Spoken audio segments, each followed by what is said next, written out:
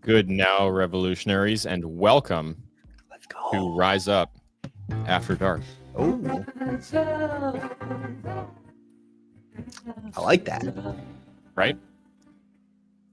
Shout out to Keith for a killer morning show jingle and After Dark jingle and Market Watch jingle.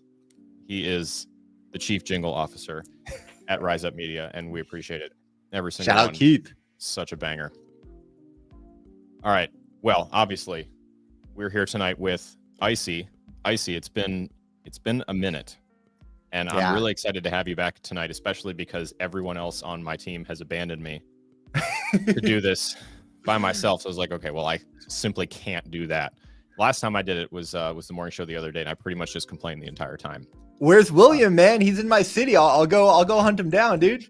Well, he's not in your city right now. He's in Japan on vacation. He's been there for about a week and a half. He's rounding out his trip, and then he'll be back next week.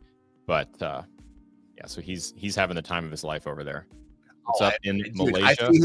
I see his videos, man. He's got to be loving life right now. Oh yeah, he was saying that 2 weeks is a little bit lengthy for a trip, but he's having the time of his life. So of course, my next question was, when Rise Up Tokyo headquarters? Dude, Japan is on like the shortest of short lists for me. Yeah. I've never been. I want to so bad. I keep telling my girlfriend that she needs to take work off during Tokyo Game Show, and we can go and make it a work trip, because I'm like, oh, like we'll film some content and expense it to the business card. Dude, that's the hack right there. That's how you do it. Yeah. What all happens? First of all, when is that? I believe it's like end of summer, maybe early fall. So it just happened like late August, early September. So we just missed this year. Gotcha. There's quite a few, because I know really the only one that I'm familiar with was before getting into Web3, because I know there's a few which I'll have you give us a quick rundown on. But GDC was the only one that I was aware of. Yeah. That's the big one. That's the developer conference in San Francisco in March. In the States, it's a big one. And then there's Gamescom in Germany, which kind of happens over the summer. But yeah, I mean, just like there's crypto conferences like every other month almost, there's a ton of gaming conferences across the board. We have PAX East, and which, probably William and I go to when it comes here in Boston. And then PAX West on the West Coast, and a whole bunch of other shows. Like you went to the one in Toronto. Oh, that was Consensus, actually. Yeah. But they There's had like a always, big gaming thing there too. Yeah, there's always an element, especially just since the niche, grew to be a bigger thing, which we'll get into inside of the industry, because you used to never see any of it. I mean, the first Consensus that I went to in 21 or 22, there was nothing. It was still like a very diverse conference, which is why that's the one that I make sure, like, if I can only get to one per year, it's going to be that one, followed by probably permissionless, just because of the diversity of the projects. Like, I can't do Bitcoin conferences, dude. I just can't do it. It's funny. Sam went to something in Utah, Salt Lake City, and like I think he just said the word crypto, and they're like, no, like we don't say that word. Like, it's Bitcoin and Bitcoin only. And he was like, whoa, like, where am I?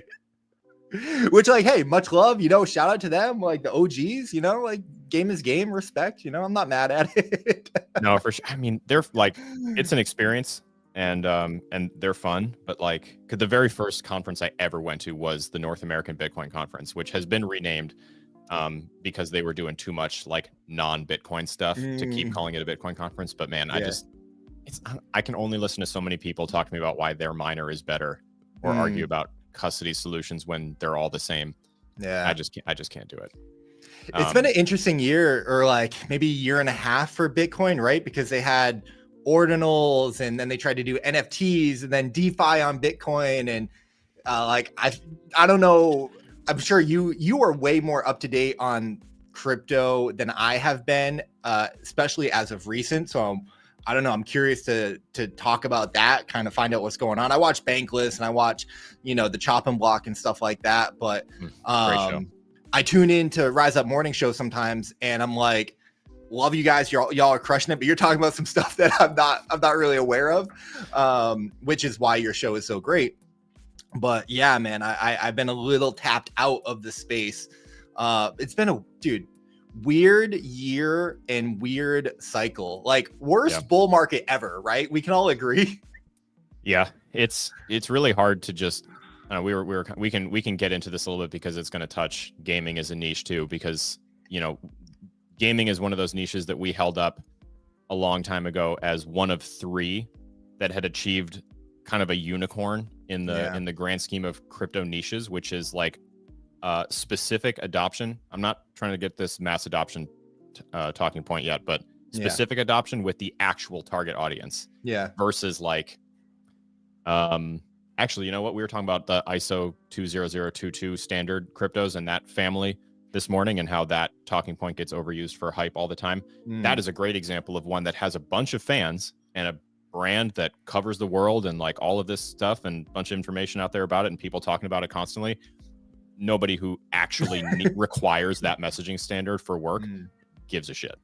So has achieved adoption, not with target audience. Yeah. Gaming, though, along with meme coins and then DeFi as sort of a catch-all, umbrella for, everything staking, liquid staking, any of the looping stuff, anything that deals with borrowing and lending protocols or all that sort of stuff has actually achieved like people who genuinely want to use the product using the product instead of just speculating on the token, whatever it is. But kind of in a bit of a dark place right now. Morale is low. Which is the craziest thing, because like for a long time, I've always been one that's like, Bitcoin is 100K. How is anybody bearish? How is like anybody not excited? And that was my stance. And it still is my stance, because guys, we went through the deepest of the bear. We were here at 15K Bitcoin, right? And weren't not ever that long ago. Not that long ago. And we weren't ever sure if like it would ever come back. Like we really thought it was dead. And here we are having, the golden bull run, the super cycle, and yet everyone is still like sad and depressed. It's so weird. But like for me on the gaming side, like, and we can get into it whenever or as much as you want, but like, gaming, thank you for saying, like, originally it had some product market fit and was doing well, but this year it really, really failed to deliver on a lot of the promises, a lot of the potential. And we, to be honest with you, Alex, we haven't been making the progress that I would like to see. And it's been kind of discouraging. There was a recent report that came out where like 97% of the token launches this year were down, 60, 70, 80%, 90% in some cases. And it's like 97%, which like we know in gaming, it's a hit driven business. 98, 99% of projects are going to fail. So like on one hand, this is probably, what to expect. On the other hand, when you see that, it's just pain. It's just max pain. Yeah. Let's linger on that for a second, because I think that's a good place to take it. I was going to ask you what you thought the leading cause of I think the term that I want to use for tonight is a mid-mortem. It's not a post-mortem. I would not go so far as to call the niche or the narrative dead by any stretch. Yeah. It's going through an inevitable dark time. I speculate that the TGE conundrum is the biggest ingredient as to why that is. I'm curious, just because you have a lot more experience watching these TGE. For anyone unfamiliar with the acronym, TGE stands for Token Generation Event. It's the fateful time when a crypto-based project launches its token and inevitably disappoints quite literally everybody. Yeah. I could not be. Someone asked on the morning show the other day, any TGEs that you're looking forward to, and I was like, honestly, no. I'm dreading all of them. If I hear that you're about to TGE, I'm immediately bearish. And I think that's probably a pretty pervasive sentiment, like especially into gaming, because Dude, there were so many. Would you agree with that, or do you think something else was worse? No, it's totally the case. So for anyone who's tuning in, not familiar with me, my name is Iceyyy Gaming. I make I suppose you should daily. introduce yourself. No, it's okay. Just like as we're getting into it, it's like I make a daily gaming news video where I recap like the top news stories and happenings across the space. Very much like Williams, crypto update and like the Rise Up morning show that you guys put on. And in my content, Alex, like, I want to support these projects in these games. So yeah, their TGE is like their big coming out, titular moment, and it's very exciting. Everything kind of like leads up and builds up to that. So I want to be supportive of that. Here's the date, here's what they're doing, here's like their white paper, here's their tokenomics. But now I've started to say like, I hope that you guys have a better solution and plan than what we've seen so far. Good luck, because you're launching into a pretty bad environment where, again, you're more likely to fail. And we've seen it time and time again, Alex, more times than I can count on two hands this year, where someone launches their token and few hours later, they have to like go on Twitter and make this like post where they're like, we're sorry, like this didn't go as planned. And it's like, I mean, on one hand, I give them a ton of credit because I would not want to be in those shoes.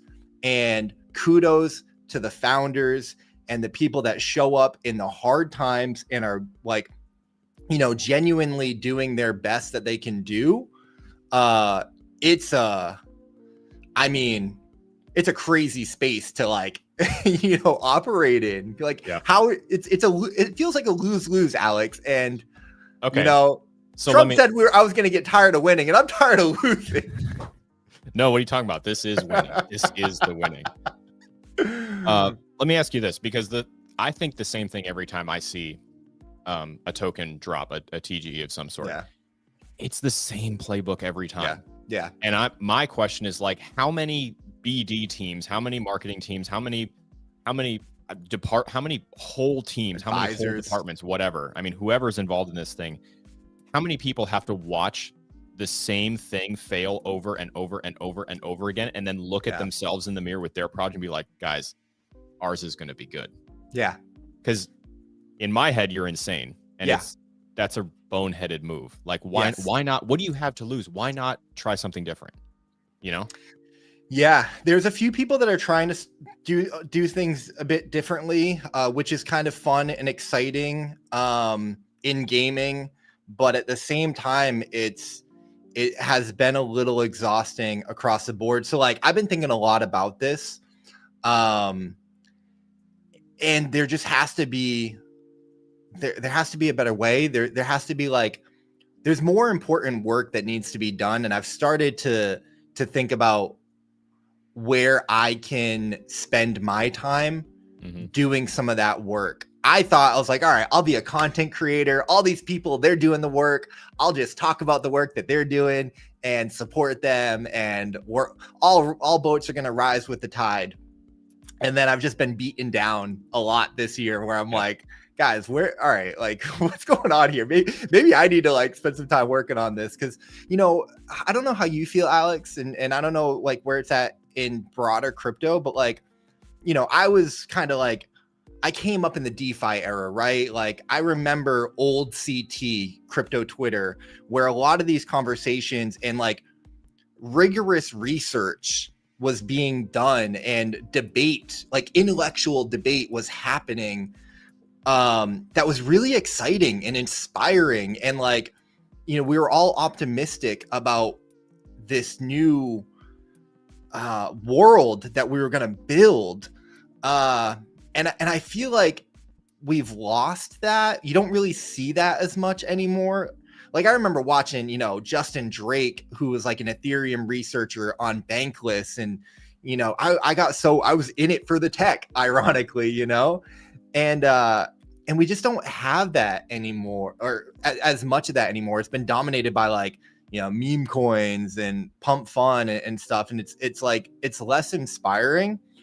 And, on the gaming front, I think that's what we need more of that, of like, how do you, like, what does a sustainable game economy actually look like? And how do you design for one?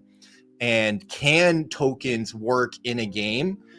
Maybe yes, maybe no, but like, I've been disappointed in a lot of the projects that I thought were doing this work, that it turns out, listen, not to discredit them, because I think a lot of work was done, but, or rather, and we've learned like, oh yeah, those ideas, like, it doesn't work. That's not the product market fit.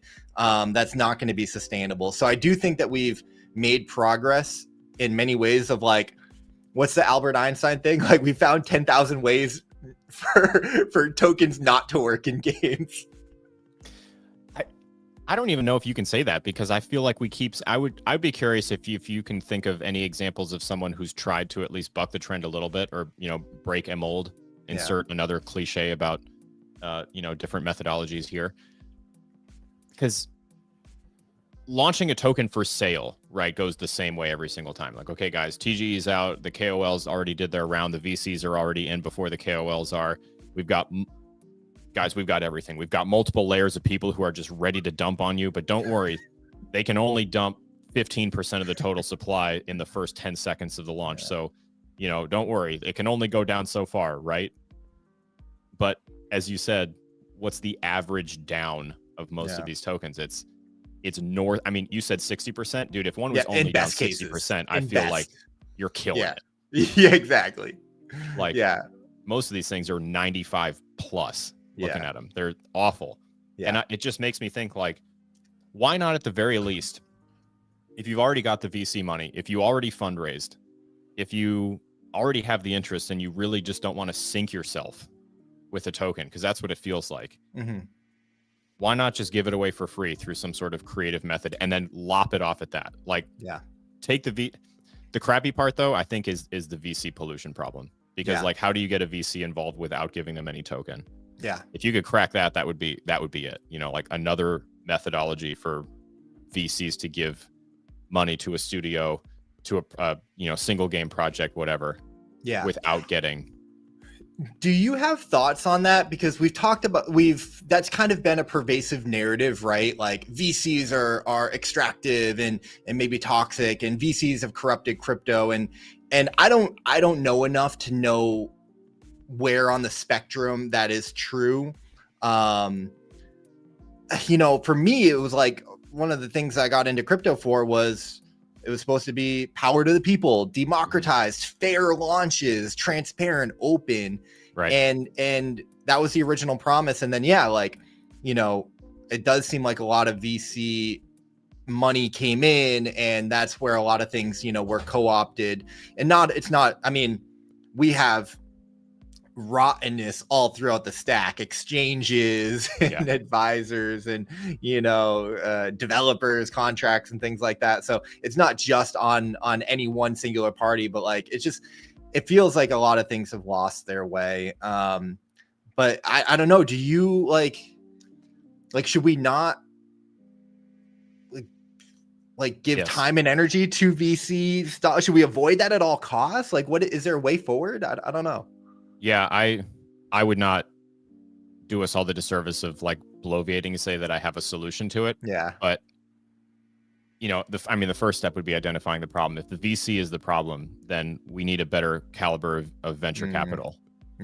Because right now, it's so predatory. That what killed my studio was venture capital. Right. We didn't even get that far though. Like I don't know if you remember, or if I've told you this story before, but we had started with the game. You know, the game was being built. I wanted nothing tokenized at all in the beginning.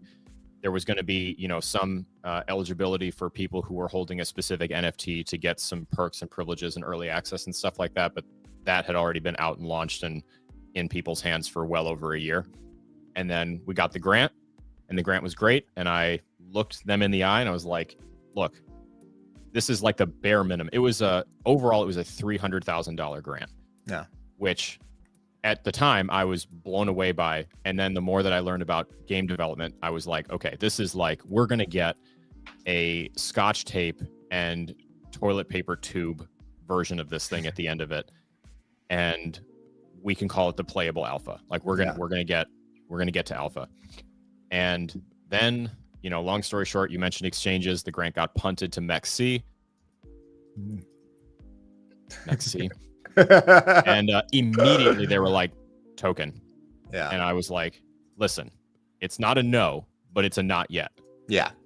I think that there's a world in which it makes sense. I would love to start with just stable coins first. Like, can we just do USDC first, or you know, the native ecosystem token? Like, could we just use raw Avalanche? Could we just use raw Solana? Can we use raw Polygon? Whatever it ended up being.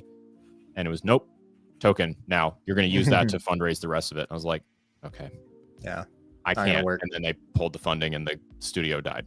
Right. Yeah. You know, we made a little bit of progress without any money, but you know, it's really not that compelling to work for free. So, you know, it gets old. So I don't know, man. I think that I'm excited to see what Bryson can do, because I feel like he has his finger on the pulse of the industry itself and like what makes a good game. And, you know, he's got a lot of experience on the content side. He knows what it's like as a KOL. He knows what audiences like. He's obviously a super successful content creator. And if he's trying to get into the venture capital world now, I mean, you know, I'm hopeful. I would be optimistic about something like that. I think that has a higher chance of success than anything else I'm seeing right now. Have you guys had any VCs on? I'm like super curious to see more of this conversation. Yeah, I have. We've had several. And actually, I'm looking forward to doing more because I'm starting another show, and Katie Bettner's involved. Oh, yeah, I'm pretty excited. So alpha. We'll have a little bit more of that. Yeah, spoiler alert. I love that. You know, we've had a couple. Gerard, friend of the show, has been on a couple times. He's worked in VC for a long time, and we sort of talked about it. There's definitely, you know, like good and bad practices, but I think the one thing at the end of the day is that even if their intentions are good, if they end up with supply, there's going to be a problem. There has to be, because they are not interested in the utilitarian side of your token. Right. If it's transactory in nature, then they're going to transact with it. And if you don't have a plan for that, you know, because we've seen what's a really good example. Remember Arcade? Yeah. They had an interesting plan to use 2 tokens, which is not necessarily a bad strategy. Evan talks about like the 2 token system a lot, and it still didn't go well. Yeah. You know, the people never used the token for what they were supposed to use it for. Yeah. I don't know. Yeah, this is a work that, you know, because like, again, going back to the Ethereum and DeFi days, and, you know, the fat protocol thesis, that type of stuff was what really excited me about the space, where you could contribute and have ownership and governance, and upside. And, you know, it's cool. Like we're finally seeing, I mean, what, 5 years later, Uniswap turn on fees, which is major for the space, and really exciting. And I look at projects like that are driving revenue, that have a real great model, tons of users. And it's like, okay, like this stuff can work, right? Like the Ethereum, you know, they've got the burn, and they've got blob space, and like, you know, but there's still a lot of issues with scaling, and like it's not still usable for people, for the masses or whatnot. So it's like there's just so much work to be done across the board. And that was always my thesis with crypto gaming as well. Gaming is, you know, you've got a 2 or 3-fold problem where, you know, not only just making a successful like protocol, smart contract, token economy, but you have to make a successful game, which is also incredibly difficult, takes a ton of time, takes a ton of capital and investment. I mean, I feel like, you know, some of these DeFi protocols, if they raised $50 million, like you're forking a protocol, you know, you got tons of runway and whatnot. 50 million in game development is like maybe just the game development, never mind go to market. You need another 50 million, you know, it's like, and obviously that budget ranges. So, and it takes years and years. And again, you might launch, at a bad time, or the moment is past. So it's so difficult that I guess we like shouldn't be surprised as much. But I guess also when you're in it every day and compounded by social media and compounded by crypto, it can just get a little weary on you. I think that could also be part of the problem. And it's one of the reasons I'm so excited about stuff like Remix, because the initial, you could say this about so many things. The initial cost, the barrier to entry of making something is obscene. Yeah. I mean, in like the big, AAA realm, I feel like I often hear games like Fortnite get thrown around as being like initially low cost to develop compared to then what they've gone on to do. It was still like $100 million to make that game. Yeah. Which is crazy. It's kind of like the conundrum. I mean, this infects so many things, like the fact that the startup capital is that high, meaning you have to take it from elsewhere unless you are already obscenely wealthy. Right. Running for political office. You have an idea, you want to run for office, it's about $10 million to run for Senate. Yeah. You want to run for president? I mean, maybe the House. It's still hundreds of thousands of dollars, if not seven figures, to run for that. Like, it's so games, I always love. I don't know, man. I feel like we have to be able to put out something that people can try, so that the studio knows which direction to build in. I think about this every day with GTA 6, dude. Like every time I think about it, I'm like, there's no way it can live up to. There's no way. There's no way. I mean, I think there's a way. I'm with you, but I also think that there's a way. Because I think Grand Theft Auto, and I love that we're talking about this. And also, can we talk about Arc Raiders next? Have you played Arc Raiders? Because we need to get you into Arc Raiders. Listen, I just this is gonna maybe shock you, but like I just got a PS5, and I just worked my way through Grand Theft Auto 5, and like, because I became a PC gamer, and then life takes over and whatnot, and like crypto brought me back into gaming. So like I hadn't played Grand Theft Auto since like San Andreas on like a PS2. So playing Grand Theft Auto 5 on a PS5, because it was like the remastered game, even though it's like from 2013, was like it was like a religious experience. I was like, this is amazing. It brought me back to my childhood. I was a kid in a candy store, and I'm like, this is, and it's just like, because it's GTA. It's from Grand Theft Auto 3, to 4, to San Andreas, to Vice City. It's like, it just has that core DNA of being Grand Theft Auto with better graphics and, cooler missions and cooler NPCs or whatever. And I think that's all that GTA 6 really needs to be. Like, I just need, a great story again, a great world, that nostalgia, that gameplay in a modern world. Because like, dude, I don't know when the last time you played GTA 5 was, but I was like, I can't believe they're getting away with this. This is so, I was uncomfortable. As an adult, I'm like, this is not a game for kids. Like, kids should not be playing this, but that's a part of like growing up. And, that's just something that, I don't know, the world like is always going to, I feel like it's like a rite of passage. It's like a rite of passage. You're 14 years old. You got your bagel bites in the toaster, and you're playing some toxic video games and just living life. So I think as long as GTA, like, it's just a great band that you want to see them, play their hits, and like, just play to your hits, and it's going to be great. It's an interesting. Okay, so for the record, Grand Theft Auto 5, $270 million to make. Yeah. Black Ops 6, because 7 is coming out. Black Ops 6. Any guesses? It's like 4 or 5. Was it 6? Oh, 8? 7. 7? Yeah, 100 million. Yeah. And they made it last year. And now 7's out. We got to play it for a year, and here's 7. Yeah, it's insane. You know what's crazy though? Because if we're taking down trip down memory lane to games that defined youths, I vividly remember the first time I played. I think it would have been on a PS2. I was very late to video gaming. It wasn't. We didn't have it in my house. It was only at my friends' houses. Yeah, same. Because my and mom wouldn't like. She like didn't want me like being inside playing video games. She's like, you're gonna go outside. So I had to like beg for Game Boy. Yeah, no. My dad, as the engineer, I had to build a game first.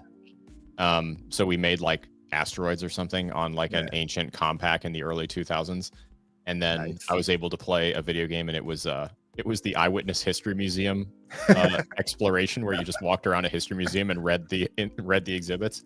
Nice. But I remember 007 Nightfire was like one of the first ones. You know how much that cost to make?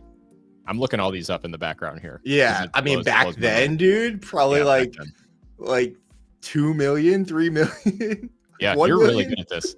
5 million. Yeah. What year was that? 2002. So I don't think it's really gotten that much more expensive since then to make an arguably great game. And I have spent more time enjoying myself playing a game on Remix than I have playing games that I know for a fact people spent millions of dollars to make. One of the most aggressive examples is when Dragon Age Inquisition came out, and I just got bored so fast because I was like fresh off of Skyrim, and Skyrim was so good. Yeah. And then Dragon Age, I just couldn't get into it. And I'm like, dude, you know how much money someone spent to make this? So I feel like the answer really has to be like cracking a great mechanic that keeps people engaged in something. You don't have to spend $1 billion to do it. I refuse to believe that. I think they spent like the rumor is they spent like $300 million just on the water. They really care. They really care about like water, and this is going to be the best water that you have ever seen in a video game. And yet, I probably spent an outsized amount of time fishing in old school RuneScape with water that was 9 pixels. Yeah, for sure. Pulling a 12 pixel shark out of it and had the time of my life. And that's why the crypto gaming thesis makes so much sense, because it's like gaming is universal. Everybody loves playing games, playing video games. We all have that connection. Reportedly there's 3 billion gamers in the world, which is like half the world's population, or I guess a third now because we keep growing. But so I completely agree with you. I think that's what makes me so excited and passionate about the space, and being able to like connect with these developers like Paul and Katie Bettner and Project O, and seeing like Off the Grid. Like it's crazy because it's like I tweeted this out recently. It's been like the best of times and the worst of times. It's a tale of 2 bull markets or 2 cycles or something. Because like we have Off the Grid. I can go play Off the Grid on my PlayStation 5 right now, which is a crypto game. Yeah, it's on my Xbox. Because I'm in the US, I can't connect the NFT stuff yet, but that is coming because they're actually doing all of their regulatory compliance by the book. They are the first gaming token to get the MyCar, which it's like the Europeans like digital asset, SEC approval essentially, to be able to trade their token. They have their game chain guns like directly connected on OpenSea, so you can, someone in Europe could be playing the game, get an NFT from the game, go on OpenSea and trade that, or trade it in the marketplace, which also is an on-chain transaction, which is amazing. But you have like the centralized exchange, which is the game server. And then you have the alternative, like not really a DEX, but in our world, it's like comparable to a DEX in a sense, where you can take it outside of the ecosystem and trade it on an open global 24/7 marketplace. Like that's just incredible to me. So like there are incredible things that are happening. But yeah, when it's been a exhausting cycle, you get ping pong back and forth. There was a question earlier just about the cycle, because you mentioned the way that it's worst bull market ever. And as people try to figure out how to stay relevant as a creator with not much to say, the cycle is about all you can talk about. And rumors of super cycle, or is the 4-year cycle dead, or what's going to change about it as we move forward. And I don't know, but I do believe that the way that it's going to evolve naturally has to be niche based, just because there's so many cryptocurrencies that it's completely unrealistic to think that we're going to see some sort of like, tidal rise Mhm. of everything. There's no Mhm. way. There's not Yeah. enough money for that. None of these Yeah. things matter. But, Solana could explode, contagious to things in its ecosystem, or other things that are tangential to the reason that caused it to explode. It's compliant with something, and other things that are compliant with it go up. AI narrative pops, AI things go up. Gaming, in theory, although you have this interesting conundrum there where so many of these tokens are kind of pointless. And so you'd have to say, okay, well, what about the ecosystem? So what about AVAX? What about Ronin? What about Solana? What about anything that is a blockchain that hosts these things? Mm-hmm. Which is where my original idea came from. Like, if you're trying to make a game and you also need a crypto element, why not just use USDC or the native token for the blockchain you're building on instead, and not have to worry about that? Because managing a token is really time consuming, and it sucks. Yeah. It's so demoralizing.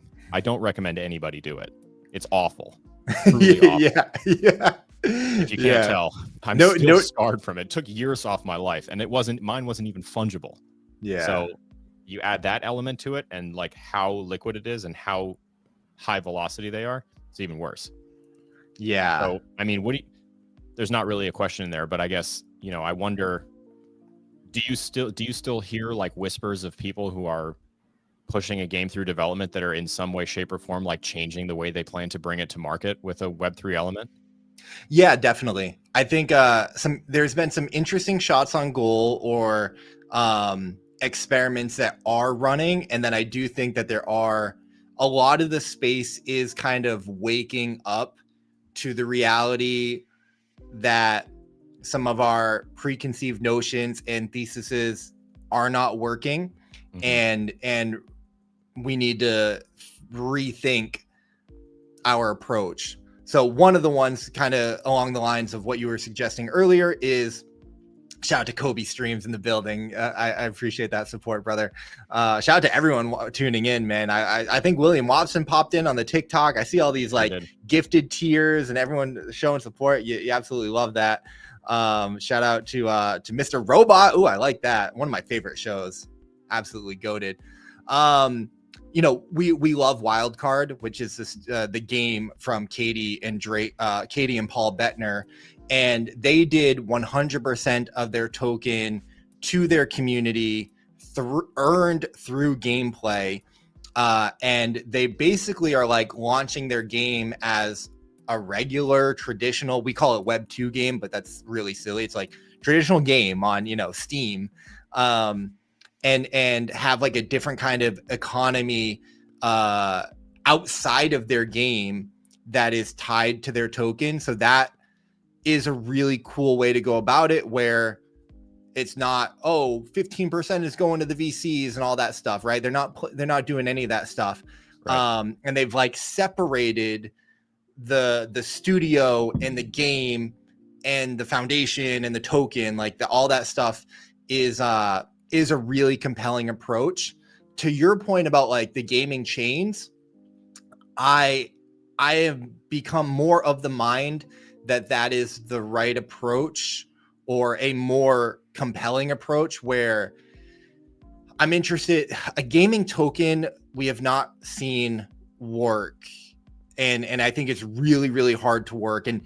And maybe it can work for a little while, but like, is it going to work for 10 years? Is that game going to exist? Like, what would a token in RuneScape look like?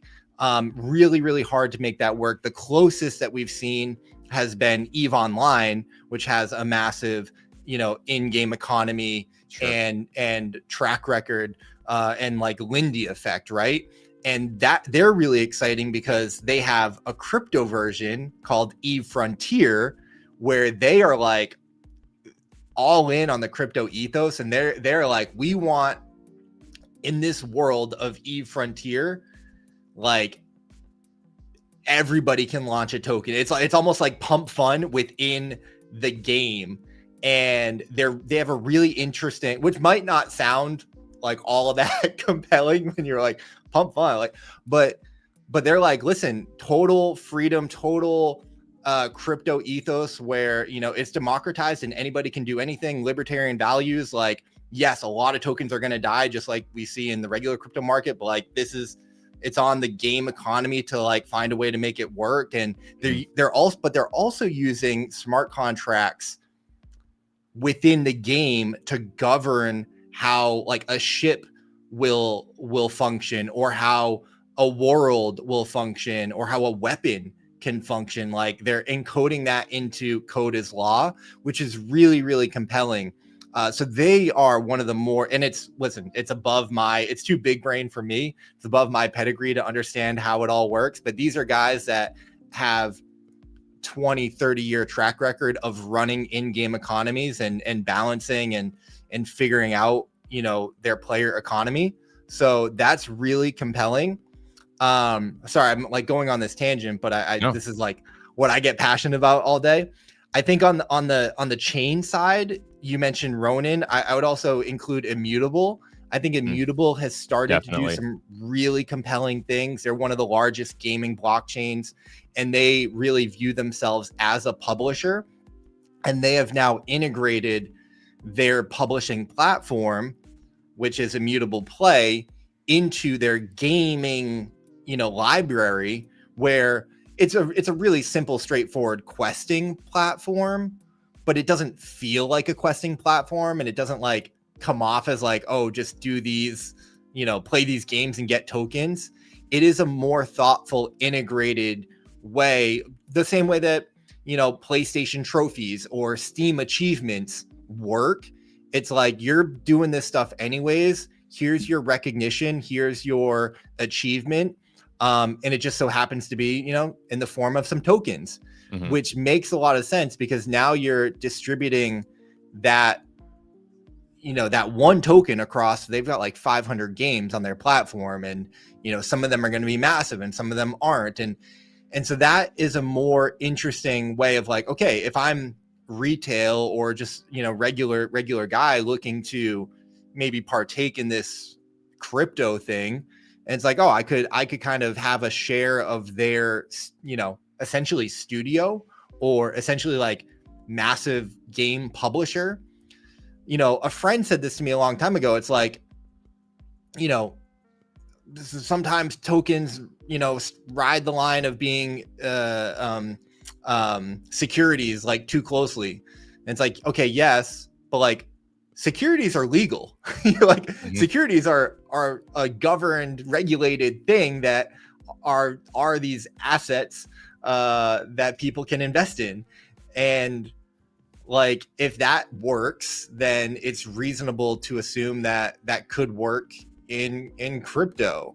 Now, again, a lot of red tape and regulation needs to be figured out, but we're starting to get like the means and ways to do that, at least in the US, where we're having a more favorable regulatory regime. So like, that's kind of how I am looking at the space and being like, okay, there are these shining moments and this like light at the end of the tunnel where this stuff really could work. And Immutable, again, I want to give them credit, because I think like it was just announced 100% of their supply has like vested and is out there now. So you don't have these like major unlocks. And I maybe have a little bit of Immutable somewhere. I don't have big bags of Immutable. I don't work with them. I've worked with them in the past, but I just like champion anybody in gaming who is doing great things. I think AVAX has like done a lot in the gaming sense, but Immutable right now is really crushing it, and you know, doing good work in that space. You bring up a couple things that I think are interesting. We've kind of covered them before. So one of the people who I think is now our most frequent guest on the show is William Quigley, who has done a couple notable things in and around his time in the tech space, one of which is co-founding Tether, the biggest, most popular cryptocurrency on the planet. Heard of it? Yeah, one or two. Yeah, it's a little thing. But he was also a big deal in the beginnings of video games with in-game economies and with tradable items. So he was on like one of the original teams that created the idea of being able to transfer items between players in games. Going back to like Ultima Online type stuff. And he has a lot of interesting thoughts about this. His biggest one that I've heard most frequently is that there's no way for an incumbent to really win this inevitability. I do agree with Sam that I do believe it's inevitable, even if you're going through like a really kind of dark morale is low time right now. And the thing I would agree with what Solon was talking about over on TikTok about in-game economies. We've seen this be successful. Yeah. Right. Some notable examples. RuneScape's economy is unbelievably robust. Yep. You have inflation. There are supply and demand problems with different things that literally have to do with the accessibility to mining resources or cutting down a specific kind of tree and selling that log, or fishing something specific, or the ease at which a dungeon can be finished to get a very specific thing out of it that can change the economy.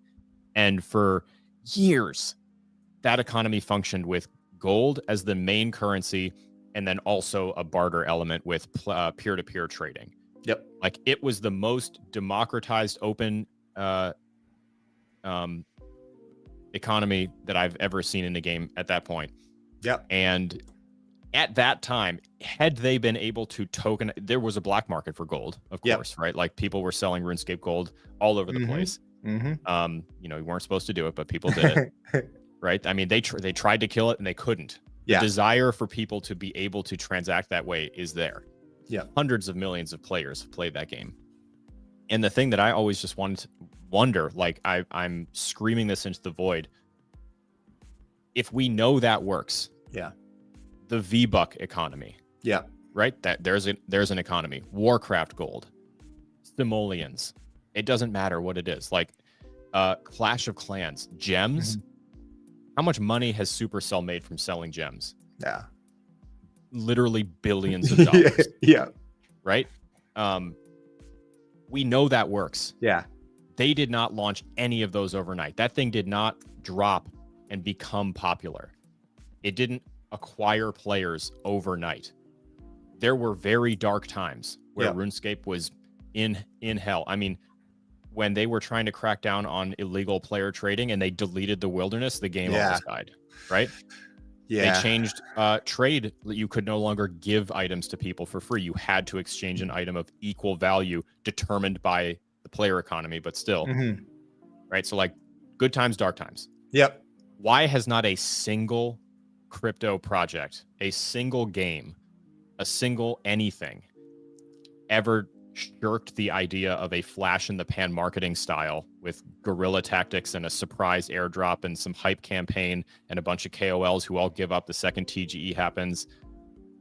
Why have we done that 25 million times, but we've never tried like a slow, methodical building of awareness, like over years, with like a slow drip, slow burn, just like, you know, good awareness building?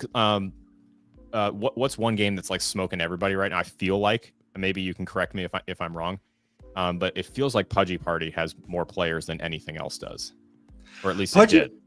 You know, it's interesting that you say that, because I feel like Pudgy Party has been a little quiet lately. And listen, when Pudgy Party came out, it was fantastic. It's tough. On one hand, I want to vote for it for Game of the Year. I think it's like very much up there. But it's also like, I did, by the way, to prove a point, or like to make a point that I respected the method of it, you know, having a brand, having an IP that had been curated and cultivated. Yeah, my little Pudgy right here. Right there for years. Yeah. And then a game came out and there was no monetary element to it. Like, I didn't have to do anything except download the app and give it a shot. Yeah. I voted exclusively for that, although Off the Grid was up there for me because, again, accessibility, and I'm looking at it from the casual side, and I was like, the fact that the game is on my Xbox and I could go fire it up right now, and I do play it because it's genuinely fun. Was also that was a tough choice. But it's a tough choice. They're both very, very deserving, because Off the Grid actually won Game of the Year last year, even though it had just come out like maybe a month, 6 weeks before the award show. The hype was strong. it just snuck in there, and in many ways deservedly so. And they've had a really, really great year this year as well. To your point about like the slow build and the slow burn, you got to give Off the Grid a lot of credit, because I think that they have been very thoughtful. They've been very active. They have new content pack drops all the time. They've almost been too active, where I cover it all the time on the news. And I'm like, I feel like so many things have happened that I wouldn't even know where to start now if I were to jump into the game, because you've got new limbs, new metas, too much content. Yeah, I've missed too much that like I'm out of the loop. But I hear what you're saying. There's always going to be games that are doing this. I think Axie Infinity is one that still is going really strong. I think they do like $100,000 a month in fees, like revenue generated just from marketplace volume and transactions. So they are still doing really well, and they've been parlaying that into their new builds. But unfortunately, Alex, and it's a tale as old as time, a lot of the crypto games, and it's the same thing for all these other crypto projects outside of gaming that we've seen. It's like, if you show me the incentives, I'll show you the outcome. Mm-hmm. And I think a lot of people have come into the space, to raise money, to, launch the token and not like deliver on something revolutionary and truly innovative. Like you were saying, like all it can take sometimes is like one really great game mechanic, one like really cool idea. And I don't want to, it's tough, because on one hand, I'm always supportive of the builders and like compassionate towards them, because I know a lot of people have really great intentions and are not grifters or ruggers or scammers. There's definitely probably been some, been the case. Sure. But at the same time, I just feel like maybe they started out with good intentions and then got co-opted, along the path of like trying to, it's like in crypto, it's like people are like, oh, but if we build an L2, like then we're going to be valued at $1 billion. Like, what's cooler than $1 billion? Like $1 trillion. It's like, well, and then people build this stuff into their roadmaps and then just lose themselves along the way. I mean, like you said too, the VC element can come in and hit you later too. You get to the point where you're like, oh my God, this is so much more expensive than I thought it was going to be. I simply have to get more money. My two options are either get it from my players, which is not great and will leave a bad taste in people's mouths, or outsource the fundraising, which is going to cost you equity or supply, which is effectively the same thing. And like you said, when you go to the VC, they're like, cool, you want more money? Like, here's what we want. And then you're like forced into this path where, to be honest with you, man, I've been wanting to like go back and study more of like the stories of these game studios and how did you do it? Is it just the case that like things are so much more expensive and more competitive now because the gaming industry has, ballooned to be the biggest that it's ever been? I mean, there's a lot of like, factors and whatnot. Obviously it's luck as well. Like the story of Grand Theft Auto was like pure chance. It was a bug in the code that made like the cops like chase the robbers or whatever. And then they're like, oh, this is like really fun. And, but to me, like, that's what I look for in gaming. Like those are the experiences that really speak to me as a gamer. I grew up on, Zelda and GoldenEye and then RuneScape as well. And it was every time I had this, you like, that first time playing those games, it was like this transformative experience. It was a whole new world of like wonder and like mystery. And it's just like, wow, like I can't believe that this exists. This is a marvel of modern technology. And to me, that's what video gaming is. It's pushing the boundaries of what a computer and game engine can produce to give you that experience. And yes, of course, there's like there's a wide range of games. You can hop on Remix and go down some rabbit holes and have a whole bunch of fun.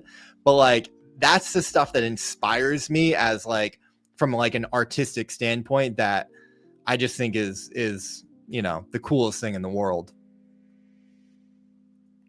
Yeah, it really depends. Like you said, what's the incentive? What's the motive? I think that if you can't define like what it is that people are supposed to do with your game, though, and I've kind of gotten the impression from some of the ones that I've messed with, that they feel really hard to place. Like, why do I enjoy Clash? Because if I only have 5 minutes, I can still do something. Yeah. But I can also, I can participate if I have an hour. But I'm there specifically for fast casual. And they were like early to mobile, right? And it was like, oh, this experience that I can have on my phone, like those, pivotal things just hook you, right? That's it's really like it's been out for 10 years, so it's been here a minute. Yeah, so many of us still use MetaMask because it was just like the first cool wallet that we ever used. It's like, I don't know, it's just cool. It still works, but now it's like, dude, I hate MetaMask now. It's like I can't use it. It's unusable, and we've been spoiled with better options. But yeah, I don't know, man. It's really interesting to think about because at the end of the day, there's going to be more. We're going to continue to see it. Like, are you seeing like a really measured slowdown like in development, or are you still seeing like a pretty measured clip of people at least trying stuff, or even if it's trying the same thing again, or is it falling off? It's a really great question. Again, it's like the tale of two bull markets or two cycles, because like we have really significant progress and shots on goals, but then we also have a graveyard of examples that didn't work out. I think there's been like over 30 game closures this year that have been like really heartbreaking. Teams and games that like, we watched build and we were excited about and we believed in. A game like Nyan Heroes, which was like this cat mech shooter. It was like Overwatch, but with cats, and it was really fun. Pirate Nation was like another big one that, it was a fully on-chain, super kind of fun little pirate RPG game, but like the team that was building that was Emit, can't pronounce his last name, but like he was literally one of the co-creators of Farmville. So like we had these like really big prestigious veteran game developers and founders that like weren't able to make it work. But then you still have like really exciting games. We've talked about Off the Grid. We've talked about Wildcard. Project O is one that we have like 7 right now that are like, we're like basically pinning our hopes on. And it's like, these 7 are like the last samurai. And it's like one of these, really needs to make it work. Otherwise it's like, does the VC funding dry up and we go through a real kind of constriction in the market? We've seen a lot of VC funding really dry up. I was going to ask, is that has to be slowing down, right? Yeah. I don't see as many raises for sure. 100%. There's been glimmers and moments where it's like, oh, this team raised 2 million.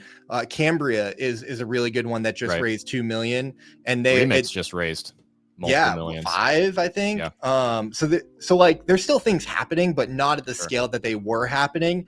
And for me as like a operator in the space, it's like, well, we better show something for all of this money that has come in here. And like, because like otherwise what are we doing? And we might go through this boom and bust cycle, which I thought that we kind of went through with the bear market, but 2025 continued, like to the shore went out and a lot of people were swimming naked, which is nature taking its course. And so it's hard to be, I'm trying to like pair my sense of doom with a sense of optimism. yes, there are like some still good examples of games that are building. Project O, like I was gonna say, is being built by Kevin Lambert and a really incredible qualified team. Kevin Lambert like literally designed like solitaire. He like put solitaire on PC. He's like one of the most accomplished game developers in the world. And he's the coolest guy. And the story with Project O is so cool, where they actually like raised money and were building their game for like a year and a half, and had this like come to Jesus moment where they realized that their game wasn't fun and wasn't gonna work. And they were like, we either keep going down this path and fail, or we completely throw everything out and restart and find something that, you know, is going to work and is going to be fun. And they took that latter path, and for the past 2 years have been building Project O. And it's this like really cool, innovative card game that is bringing something new and creative to the space. So I'm excited about that. But yeah, man, I mean, I don't know like how you're feeling about the general, like what's happening as well in crypto. Like, are you seeing that as well? How is, you know, DeFi and the spaces that you operate in, you know, like reacting to this weird cycle? It's so the ultimate tie over is that when I talked to Peyton the other day, we were talking about DeFi because he was talking about the difficulty in creating engaging content around gaming. Yeah. As with how it stands. And, you know, he talked about the desire to include and incorporate more DeFi related stuff. And my counterpoint was like, the two are married naturally. Yeah. Because the crypto, a healthy crypto element in the game world is DeFi. Yep. That's what it is. It's a fun game mechanic with a series of things that are enjoyable to do that are, you know, inclusive of some sort of DeFi activity that you get to do. I mean, otherwise, honestly, if that's not the goal, I would genuinely say don't include crypto. It's probably not worth it. I'm with you, man. I go back to the game that brought me into the space is a game called Ice Poker, and they're really not doing much anymore. Ultimately wasn't sustainable, but like it was exactly that. Like it ticked off all of my boxes for what I would look for in a crypto enabled game that could make it, because poker is mass appeal. Everyone knows poker. Mm-hmm. And they actually created a new category, because poker is like the original play to earn. We in like the hot narrative in gaming, in crypto gaming right now is like risk to earn, which is like a wrapper for gambling essentially. Like, but people poker, love gambling. Yeah, but poker is inherently financialized because it's a money game. Yeah. But it's a skill-based game where the best players are going to earn the most money and players are going to lose money, and that's what drives the economy. And the house just takes a little bit of, you know, rake is what it's called in poker, but it's like the transaction fee. And so like everything is built in, and it's so primed for like crypto innovation. And what Ice Poker had done was they had a 2-token system, and which one was the governance and the other one was the in-game currency that you earned through playing the game. But it was not like everyone that played would earn. It was, you had to complete these quests, and you had multipliers based on how many chips you basically ended the day with. And that impacted like your token payout. And I remember thinking about this, like to bring it back to the crypto sense, it really felt like proof of work. Like miners will do Sudoku puzzles to like mine Bitcoin, and like players in Ice Poker basically solved poker puzzles, you know, playing the game to earn the token reward. They put in the work to get the tokens. And then they layered on, their website was beautiful. They had like, you could stake the tokens, you could buy NFTs to increase your rewards and your multipliers. And like, it was this beautiful integration of crypto. And it really like opened my mind to how crypto gaming was gonna like be the future. The unfortunate thing is that they just didn't have enough player base and sustainability in the token models to like make that work. But I'm not convinced that something like that can't be made to work.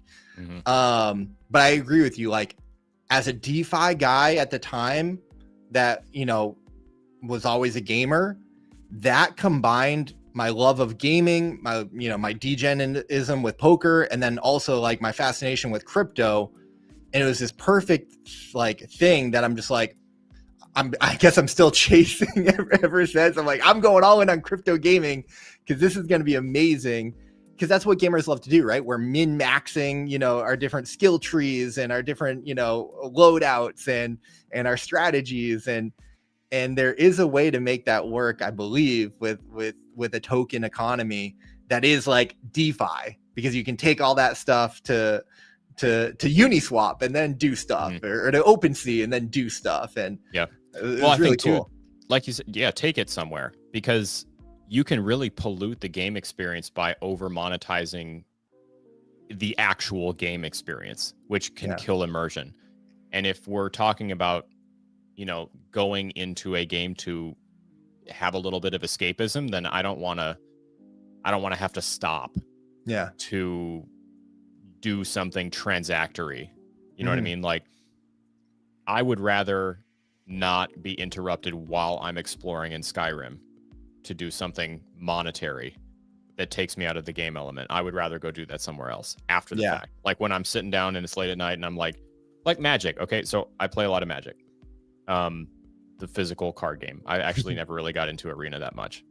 And if I'm like playing, I'm playing. Like I've got the deck, you're shuffled up, you're playing with your friends, doing whatever. I don't want to think about anything else. Yeah. But sometimes, like if I have a Magic evening, I'll literally just sit there with cards and I'm like, you know, on the forums, like talking about different card mechanics and how this card worked with that card and whatever, and like making purchases and, you know, buying some cards and tweaking decks and doing all that kind of stuff. It's two totally separate things. One cannot survive without the other, though. Yeah.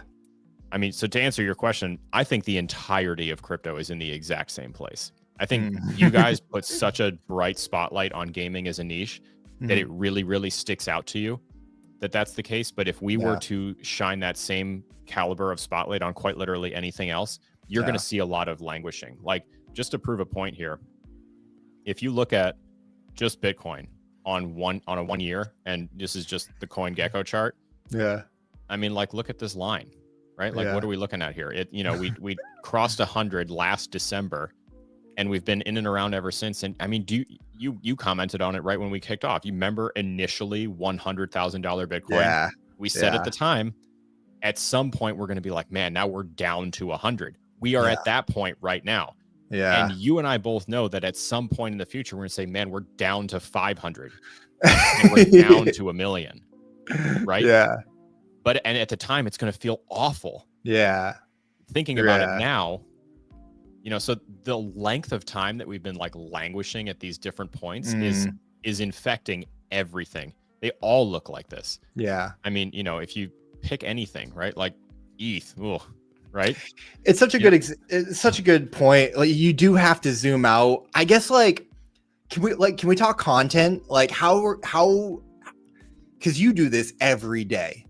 You live and breathe this space. You're building a business in this space, just like I'm building a business, you know, content, media, business, and empire in such a wild, wild west of ups and downs. How do you survive? How are you thinking about your work? And I think your work is so important, right? Bringing education and integrity and morals and principles and fun and entertainment and content to a very, you know, like, diverse and up and down chaotic space. Like, I don't know if I'm just getting burnt out or just like exhausted from the site. I need a vacation. I need to go touch some grass, I guess. I don't know. But how do you think about, you know, being a content creator in crypto? First of all, you do need a break. And I just moved to the beach, so you should just come hang out. Have a little Down there. real world escapism. Yeah. It's a great question. It's defined the entire way that we have approached doing all of this. I don't care what the price of anything is. I'm so not interested because we've never created like trading content. I've never sat here and tried to just like pretend to anyone who cares to give me some of their time, which by the way is unbelievably generous. So try to first reckon with the fact that like a human being who could be doing literally anything else in the world is sitting here watching me talk. Yeah. So first, like weigh the immensity of that. Yeah. And then think about like, okay, well, what is genuinely helpful and valuable to someone who is giving you their time? And it's teaching a skill. And so I'm like, okay, well, what skills do I have that might be more unique or rarer? And it's this, because I just no-lifed it for several years and obsessively learned and fucked everything up and lost a bunch of money and made a lot of mistakes. And okay, so now we can talk about that. And from there, you can pull all of these lessons that are important skills that you need to learn. And the time when the market is boring as hell is the best time to learn that. So it never gets, actually, it gets more exciting and invigorating to talk about it because like we have time to sit here and figure this out right now. The most common question that we get on any show, any platform ever is how to get into cold storage, which is why we so aggressively chased Arculus as a sponsor, because it was such a wasted opportunity for someone trying to build a brand. And so, you know, you look through like who's doing a good job, who has a killer product, who has a good experience, and I want to work with you because this comes up all the time. This is the point of the most concern of anyone is like, how do I keep what I have safe? And from there, it was, and that snowballs into everything. Okay, well, so what am I keeping it safe from? Okay, well, we need to talk about scams and how they started and what kinds of scams are popular right now. What might you be encountering? How do you defend yourself from it? What to be aware of? Okay, well, also, let's chase down this custody thing. First of all, what the hell is custody? Why does that matter? What are any of us doing here that, you know, requires me to consider being my own bank? Why? Okay, well, let's talk about banks and how they work and why any of this industry even exists in the first place. Yeah. And I love that, man. Sorry to cut you off. I just I resonate with that so much because I always talk about having a North Star, and that has been my guiding light through the ups and downs. So it's really refreshing to hear that because I think we align on having a principled, value-driven approach. So I really love that. I hope, you know, I think we had Vix Bob in the chat earlier. He does a bunch of clips. Like, you got to clip that one up, man. That was a banger. You absolutely crushed that. Big shout out to Kobe Streams and Amsfar in the chat as well. Like, it's really cool, and it's a testament to what you've done. Kobe was saying like the conversation is providing real value with real takes, and I love that. That's what the Rise Up morning show and Rise Up After Dark is all about. I wanted to ask you, Alex, because like, again, congratulations on Arculus. So proud and happy and excited for you guys to be working with great projects. I am unfamiliar with Arculus, so this is like not to like give you an opportunity to shill, but really curious how their product solves the cold storage problem, because I deal with that, so I haven't been here to catch the solution. So if I can selfishly ask you that for a second, like, how does that work? You can absolutely ask me to plug one of our sponsors. That's totally fine. Yeah, so when I started in crypto, my first cold storage was a Trezor Model T. I still have it. Yep. Same. Good wallet. Yep. Right. Like, I didn't have any issues with it. I kind of liked it despite the fact that it was a little complicated. Like, you know, I can tell you, you know, the button, if you used it right. Yeah. I mean, I had the touchscreen one. Yeah. Oh, nice. But it was really tiny. So punching in I fucked up the pin, dude. One time I typed in the pin wrong, and I was so scared to try it again that I just put it back in the desk drawer, and I didn't touch it for like another week. Dude, I almost did that today with my my pin code for Twitter DMs encrypted. They got encrypted. I don't know my pin. Like, what the heck? I just saw that this morning. I was like, I don't recall ever setting a pin. Yeah. But you can go on the spoilers. You can go on your phone and like change it, which I think is like setting it for the first time or something. So you can get through it. Good to know. Yeah, I just took a guess and I was like, oh, that's right. Okay. I guess I need more variability in my pins. Yeah, for real. But so anyway, so the experience wasn't great, but I figured it out and it was good. And I just figured this is just the price that you have to pay for self-custody. Let me ask you this. Do you have any have you ever had a metal credit card? No, but I've seen them. I've seen all the cool kids with their clink, clink, clink. Yep. So the same company that makes Arculus wallets makes all of those cards. It's called cool. Compo Secure. Huge company. They offer cold storage crypto solutions as well. And I met them at Consensus in 2022. Or no, sorry, 23. It was the next one, not my first Consensus. And I just said, hey, I've seen the name, never used one, and they gave me one for free and asked me if I wanted to try it. And I was like, yep, sure. I make content, so I should probably use this one. I've never used it before. And I just fell in love with like how easy it was compared to whatever. So at that point, then I was maintaining two wallets. I used the Arculus as like a walking around, like fast, high velocity cold storage because you can carry it with you. You can use it on your phone.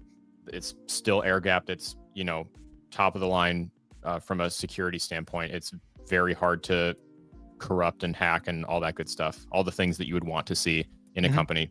Sterling track record of exploit free. And they just had a killer brand. Like that was a big part. I was like really interested in the idea of trying to use cold storage to help tell the story about why it matters, because that's like the reason why we're all here in the first place, right? So their system works in a little bit of a unique way compared to some of the other ones. So, for my Trezor, I plug it into the computer and then I can put the PIN number into the thing and do that whole deal. And I have to use this dashboard software, whatever. Arculus is NFC. It's an NFC tag inside. It's really nice because it's permanent. There's no firmware updates, so it never goes out of style. That. Yeah. It would just make a new one. But just like we're seeing kind of for the first time with Ledger discontinuing software service for the S, right? Like that's not a thing. You're not going to have that. It's a medium that everyone's familiar with. We have tap to pay on everything now. Yeah. And then it's 3-factor authentication for access to it, and it's just really fast. So it's something biometric, something non-biometric, and then the card itself. Oh, so I like that. They call it something you are, something you have, and something you know. You know a PIN, you have the card, and you are your fingerprint, your Face ID, or whatever. And without any one of those three, you can't do anything. That's fire. Yeah, it's super fast. It's really convenient, and I really liked it. And they're sweethearts to work with. And we're doing a co-branded one. They're making a purple wallet, best when the partners are like so aligned, man. That's awesome. Shout out to Arculus, man. I'm getting one to support the boys. When that drops, let me know, dude. I'll put you on the list for a purple one. Yeah. I need one of those. We're collecting names. But yeah, no, it's and then like I said, when we were telling them, cold storage comes up all the time. And one of the things that I sold them on, which they were into, to their credit, was we're going to talk about other wallets. Yeah. Because, let you behind the marketing curtain for a quick second. The highest value customer to a brand is an informed customer. I don't care what anybody says. Yeah. Don't scare someone into buying your shit. Don't overhype someone into buying your stuff. Genuinely teach them why your thing is good. And guess what? If it's not good, they'll tell you, and then you have something to work on. Feedback is invaluable. But the best way to inform someone who is making a decision about something to purchase, if someone's going to spend their money on your thing, they should know what else is out there and why yours is the better one. Yeah. So comparative analysis, do that with everything. So Jito is another sponsor of the Rise Up Morning Show. And I use DeFi on a whole bunch of different platforms. And I've had a whole myriad of different experiences, staking in a bunch of different places, borrowing and lending in different places, supplying collateral in different places, all this kind of stuff, trading, whatever, swapping, etc. Why do I enjoy doing it there? And what is it about that platform that I enjoy? And I can talk about the fact that it's so nice, it's all in the same place. And I can supply and lend, I can stake, I can loop, I can restake, I can do all this kind of liquid stake, I can do all of it in the same spot. And it's super fun. And it's in an ecosystem that actually has users and makes revenue and does all this stuff, right? So, in that they're on Solana, right? Are they only on Solana, or are they branched out? Yeah, it's a Okay. Solana. Yep, Solana Okay. protocol. But Marinade is another friend of the show. They offer staking, native staking, and liquid staking. And so, my pitch to them too was informed comparison, comparative analysis between two different staking platforms. Why might you choose one versus the other? Retention is so much better when people like know what the options are and can make a decision that's not based on like someone trying to scare the shit out of you to get you to give them their money. Yeah. I love that, man. I love that. That's the right way to do it. I also we run a news channel, so we talk about competitive, what would be viewed as competitive. Anything that's interesting to me, anyone that's like doing something compelling or good for the space, like we talk about.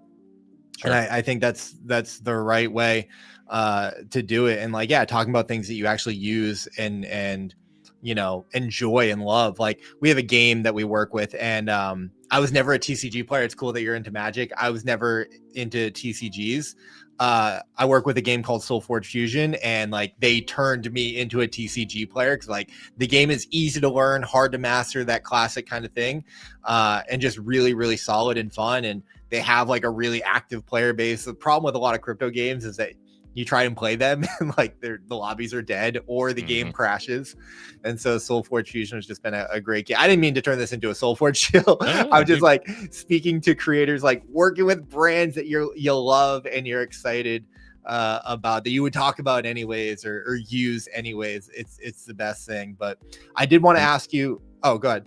You remember the first when you and I first started talking, you gave me some help and some advice on the Twitter side of things. I was just awful and non-existent there, and I'm definitely slacking, but still think about it all the time. And you left the first time you ever said a tweet was a banger was about this exact topic. Yeah. When I just said, if you're not excited to tell your people about the sponsorship you just got, you shouldn't take it. Yeah.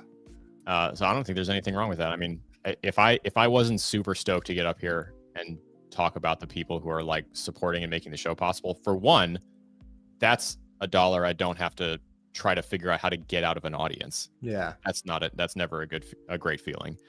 And two, isn't that what we're doing here? We want to push the brands that are doing a good job. Yeah. And tell more people about it. So no, I don't feel bad about it. And actually, I'm going to force you to show yourself in a second. Show us the award that you are in the running for. One that has been won by a few names that we're all familiar with, right? Yeah. Bryson and Sam and Yellow Panther. Yep. I want to say shout out YP. So I'm gonna force you to do a show for yourself in a second because you're a nominee this year. Yeah, man, very excited. So for anyone watching, I operate in the crypto gaming space, and we have it's the 4th year running a really big crypto gaming award show. Which is I love it. It's put on by an organization called games.gg, spelled with a 3 because, we're crypto bros over here, right? Gotta do Web3 for the win. Can't make anything easy either, but games.gg, just speaking about good actors in the space and people trying to push things forward, they are a media outlet that they write game reviews, and it's a game discovery hub, and they've just been a great brand and IP in the industry pushing gaming forward. And this is their 4th year of running this award show. It's going down in Manila live. They have this beautiful auditorium. They really go all out. It makes me so proud as a crypto gamer in a very tiny, small niche. And that's what's fun, Alex, about being a pioneer to this early thing that not that many people know about, and you're trying to pave this path forward. It's hard and difficult, but that's also what makes it rewarding, that challenge. And so I just have this huge affinity to the pioneers, like Kobe in the chat, and everyone tuning in on TikTok who are like you said, giving their time and energy to this really interesting, sometimes chaotic, but also beautiful industry and weird world that we're in, connecting from all over the planet, through our phones and through an internet connection. So it's cool, man. It's cool to like be a part of that. And Games has been doing it like no other. And so yeah, we are in the running for Content Creator of the Year. They've got, you know, Game of the Year, Best Mobile Game, all the traditional kind of award categories. And if anyone's a gamer who's tuning in, you might know of like the traditional gaming version of this award show, which is like, I think like 25 years in the running, hosted by Jeff Keighley, who's, you know, gaming legend. Very, very fun. You know, this is where, you know, what was the game of the year last year? Black Myth Wukong. So yeah, they do a really cool production. We have been working hard, and we've got a good shot. Alex, we've got a really good shot at winning this year, through our daily news video, through a time when, you know, gaming had its ups and its downs. We were one of the most consistent with our news show. And so, you know, our boy Sam won it 2 years ago. Our boy Yellow Panther won it. Bryson won the first ever. I was there for that. And I remember when that happened. That was the first time I found Bryson, was from that win. Yeah, and I was there for Sam. I was watching live, and I was rooting for him, and I even reacted to, I think I was streaming. I reacted to it live. We were there in Manila last year for Yellow Panther.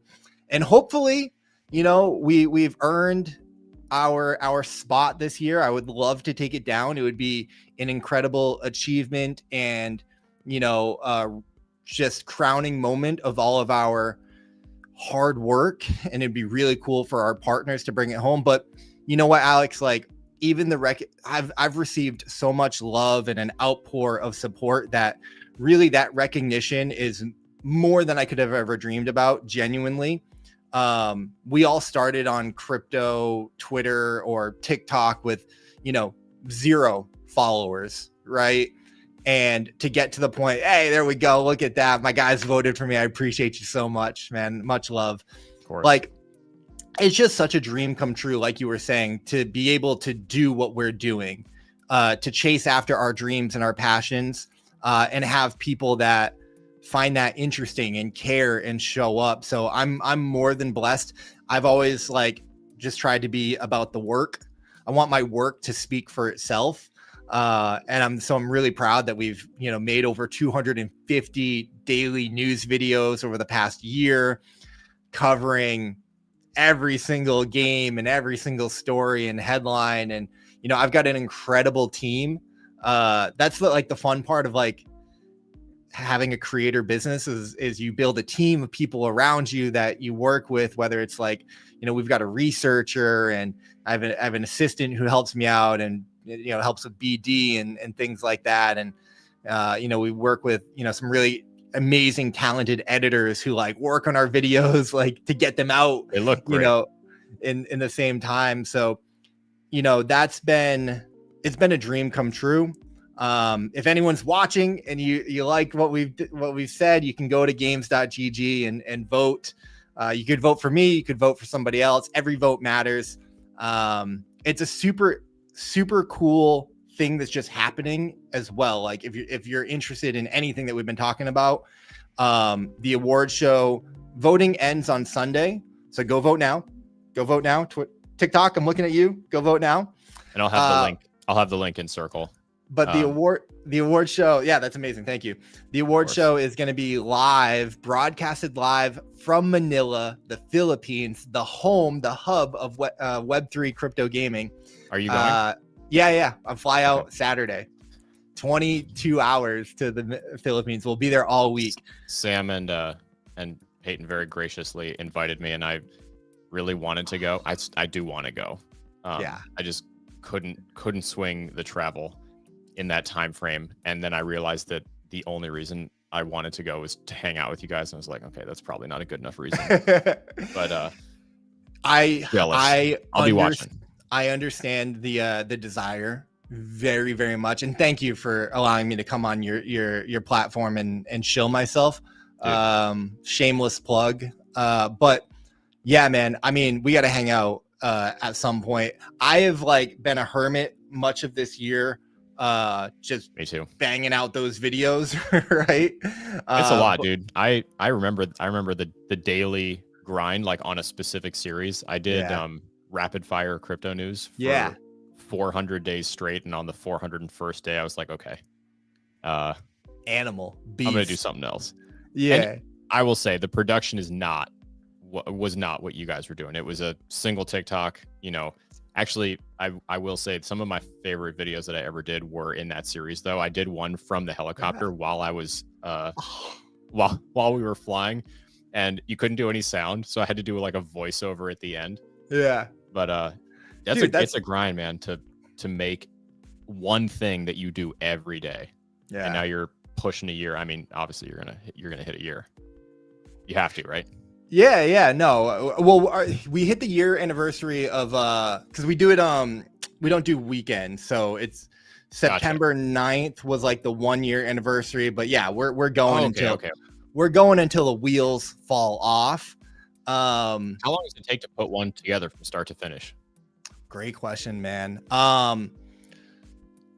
It's still probably like a 6 to 7 hour process, but we have our system really down pat. Like we have a full-time researcher that is researching, you know, these stories, and like we're building a media platform. So we post a lot of media on our Twitter account, breaking news, this just happened. Then we come together and we we review 30, 40 headlines, and pick like the top, 8 that like, okay, this is what we have to talk about. This is what we want to talk about. And then we get to like research, right? Like, we'll spend another hour or two researching and writing the scripts to be like, okay, how do we, because we try and break it down in a short amount of time, but also be thorough and comprehensive.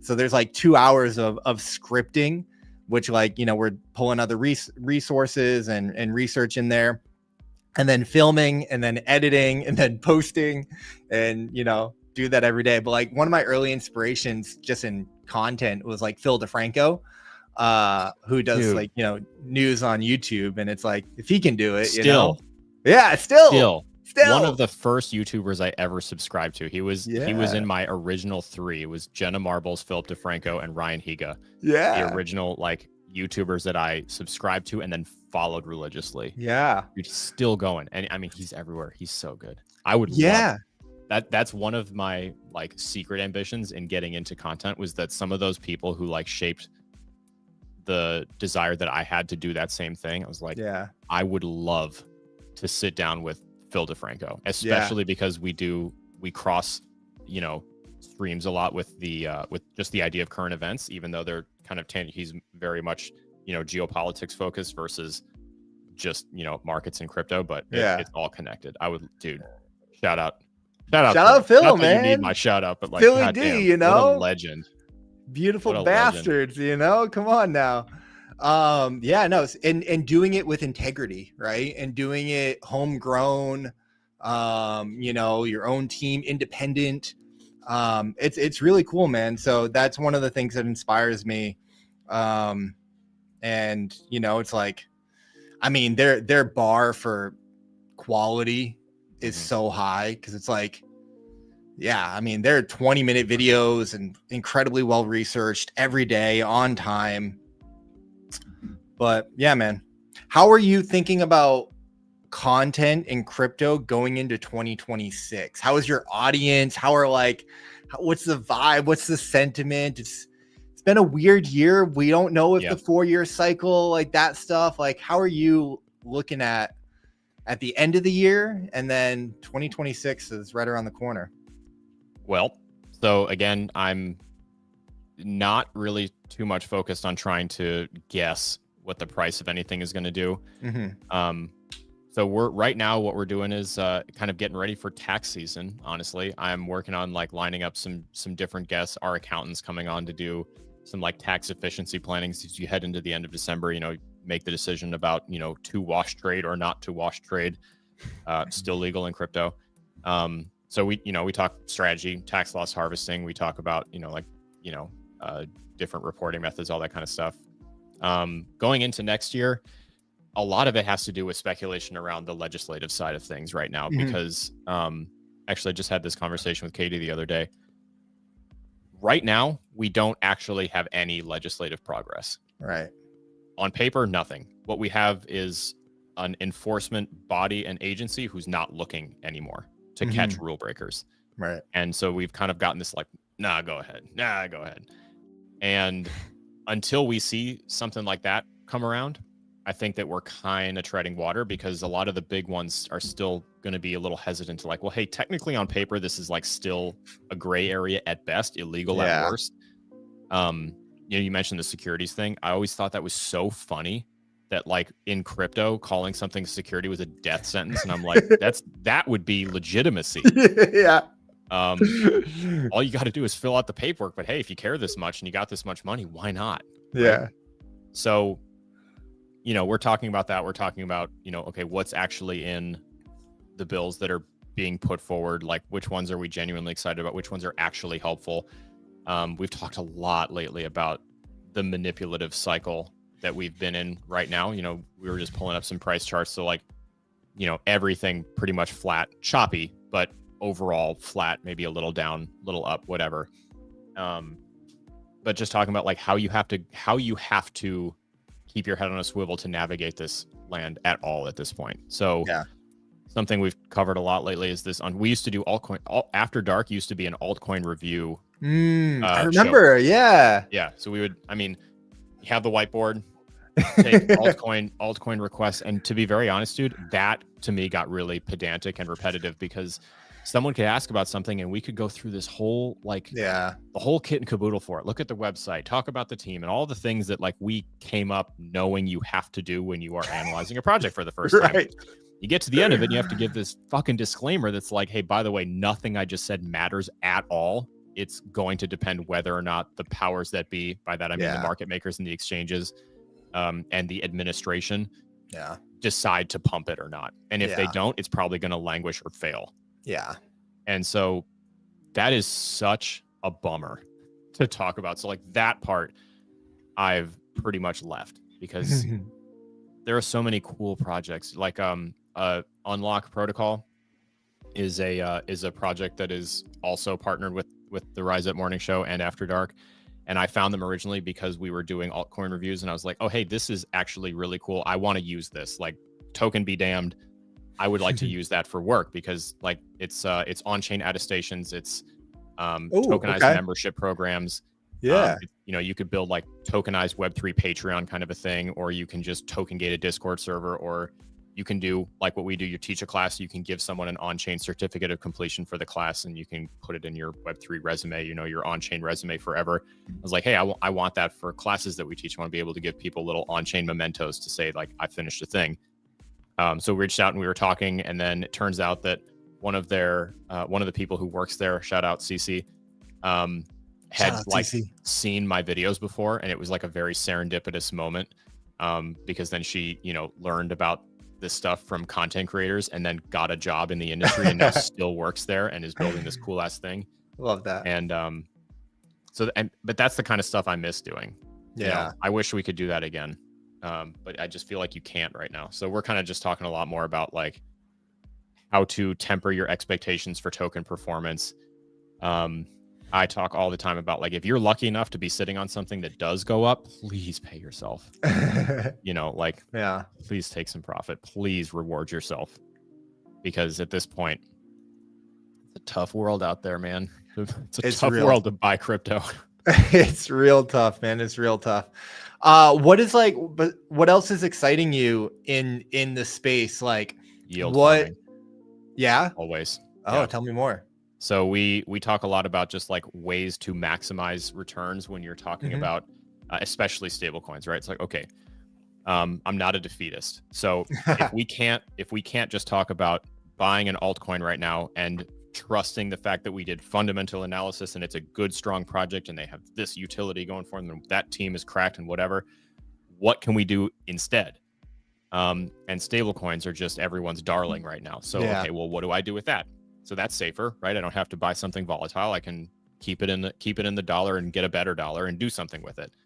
So not a sponsor, but platforms like DeFi Carrot are really great because you can just take a straight stablecoin, go to that platform, and earn a great interest rate. It's low right now. It's like 7.1%. And what are you doing? You're just a really good savings account. Yeah. And that takes you into the, okay, well, let's talk about wallets, because you got to use a hot wallet to do this. So we have to get one first, then we have to make it, then we have to, be safe with it. We have to connect it to things we understand. We have to know how to revoke permissions and all this kind of stuff, right? So tons of things to teach. But no, yield farming, basic DeFi 101 kind of stuff, leveling up to DeFi 201, which is why we pursued Jito. I found them at Consensus too, tracked them down, followed them around, sent them many spammy, harassing DMs for a while to get them. And then finally like, all right, we're ready. That's how it goes, man. I'm looking forward to next year because I want to get back out on the road and go to these conferences. I'm really excited, man, because we've been building Gaming Daily, the website, and we've got like a really cool calendar and like news terminal, and it's everything that like I've been doing through my content, but 24/7 on a website, which is like a platform and a product that I'm just really excited to build and like kind of be in like founder mode a little bit. For sure. So that's kind of like how I'm, I'll always have content and there's more that I want to do with content, but I also want to build something that isn't tied to my time and energy being put into it. So when I hear you talk about your guides and your tutorials and stuff like that, that's one of the thoughts that comes to mind. I'm like, man, Rums HQ, you guys have great branding and I'm sure sites, but like, I don't know, are you guys gonna do anything like that in terms of, putting tutorials on a site, guides, step-by-step, things like that? Is that anywhere on the plan? Evan, when you're watching the recording back, I want it known that I did not tell him to ask me that. This is as organic as it gets. I can see the smirk. Let me show you a little something. Okay, let's go.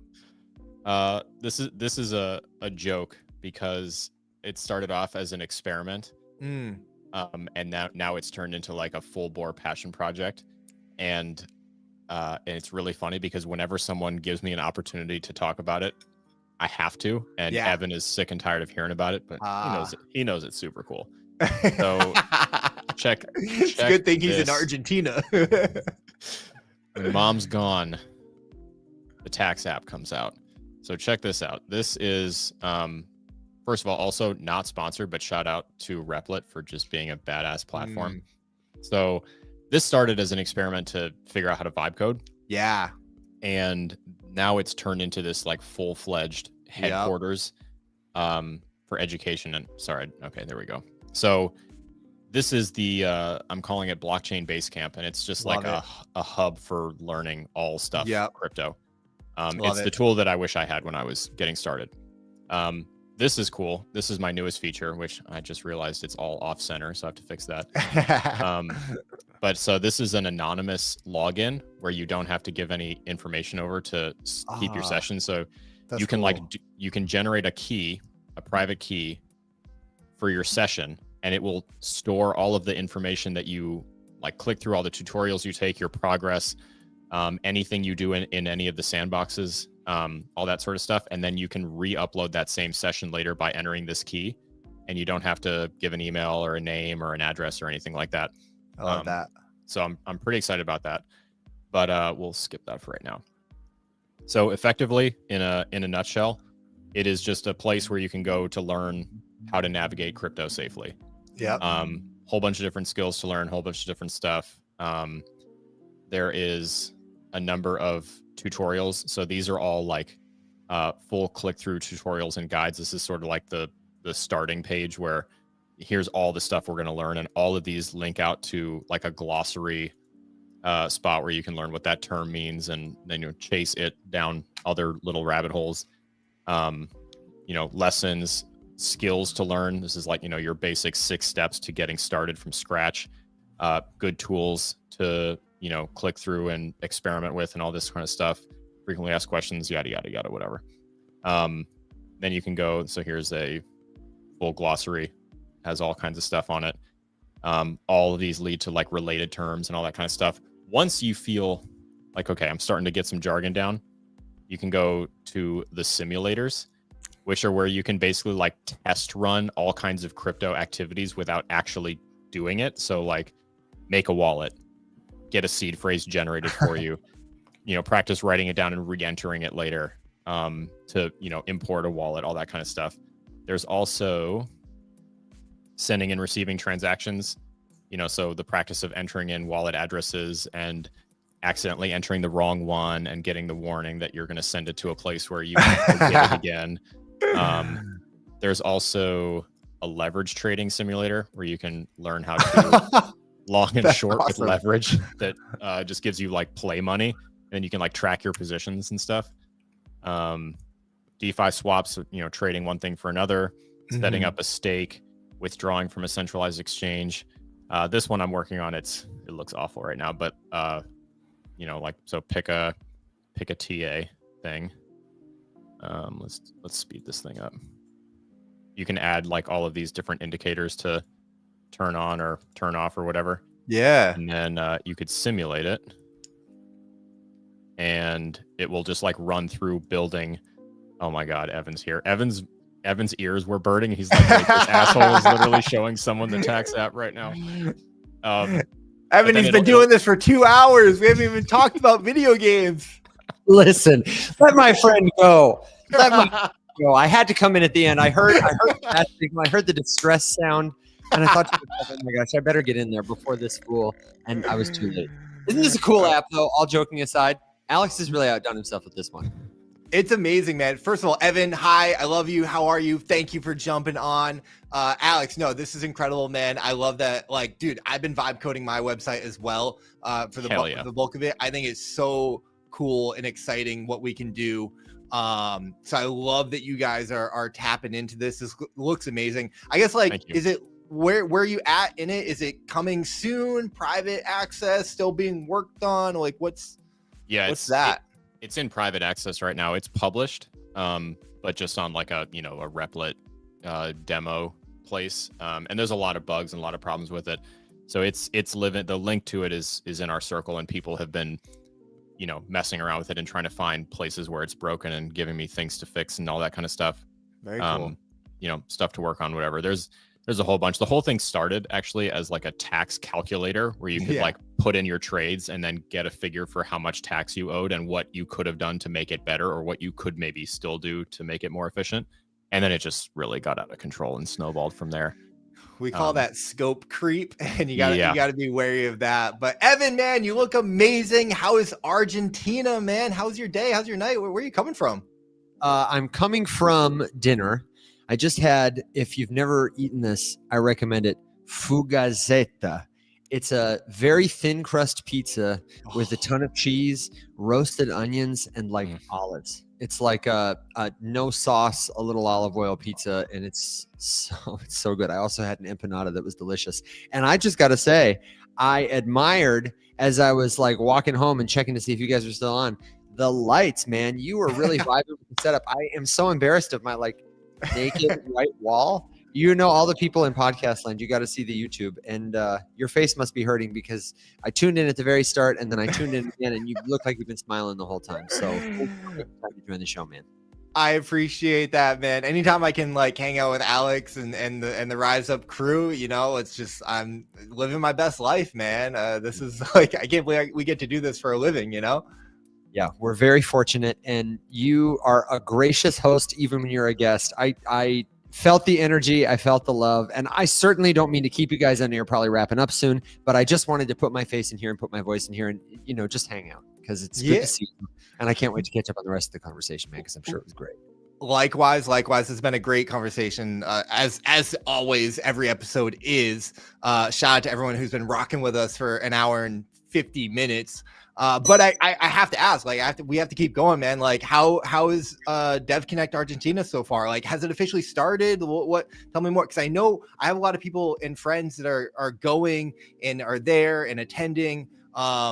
If I wasn't going to YGG Play Summit in Manila, because on the gaming side, there was like a reasonable chance that I would have been there hanging out with you in person with bad lights. That's exactly right. It's dark here and it's chill.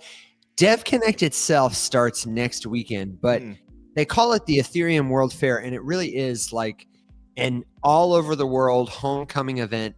Ethereum, more than any other network and more than any other culture, has created this like totally independent, separate from any other country or crypto network vibe. You know, it's a very diverse community. It's very well established. It's deep. And people have been here for like the last month and will stay for a couple of weeks. A lot of people I talk to are either they've been here for 3 weeks already, or they're staying 3 weeks after Devconnect. A lot of them are doing things like Edge City, which is a network state. People come and gather in different places all over the world to co-work, to commune with nature, to talk about the future, to share ideas. It's vibrant. And dude, Argentina, this is my first time here. It is such a rich culture. And I was saying to the folks on the morning show today, I speak some Spanish. I used to speak a lot more and I practiced to come here. But as a guy who makes his living communicating and moves about the world comfortably because I feel like I can make meaning and build bridges with my fellow man through like words and exchange, I feel so like small in myself here. It's a good opportunity for me to listen and observe and practice some humility. But it's events all the time. I'm going tomorrow to a place called Bubble Studio, this killer brutalist like neoclassical space where Sub-Zero is going on for 3 days. That's like a multi-chain but hosted by Polkadot event producers event that's going to have everything. They've got, you know, a bubble room and a ball pit and a pool party roof, and they have 3 days of talks. Gavin Wood is going to open the conference via like one of those hologram boxes. I'm very excited to be able to share one of the stages and get to introduce it. And, you know, of all the places in the world I could be, this is pretty good. Have you seen, I feel like the answer is no, but that intro was perfect. Dude, they've got everything. Have you seen Stefan on SNL? Yes, that's exactly what I was thinking of. All right. They've got everything. New York's hottest club is Bubble Studio. Yeah. New York's hottest club is good. That's amazing, man. I'm so happy you're there. You're giving me FOMO, and listen, I'm, you know, I can live with it because, you know, I have video games to go play, but I don't know how Alex is living with this FOMO of you down there. He probably has to hear about this every day for the next 3 weeks. I'm living Alex's dream right now, and you're about to be too. Manila, I have also never been. I imagine you're about to have the time of your life. It's going to be really special, man. So this will be my second time there. We went there for the first time last year with the Wolves DAO. So Peyton, Sam, they do a really special event called Creator Den, just like Stefan on SNL. They've got everything, all your favorite video games, all your favorite people. It's really cool. It is worth the 22-hour flight that it's going to take to get there. But I'm really looking forward to it. YGG. It's funny, Alex, you were talking about yield and your excitement and obsession with that, and YGG literally stands for Yield Guild Gaming, because that's what they do in gaming. They search out the best yield, and they've just been such a cornerstone of gaming and a pioneer in crypto. I'm very fortunate to be able to work with them. YGG Esports, dude, fun story. I was trading YGG back in my DeFi days before I was a crypto creator.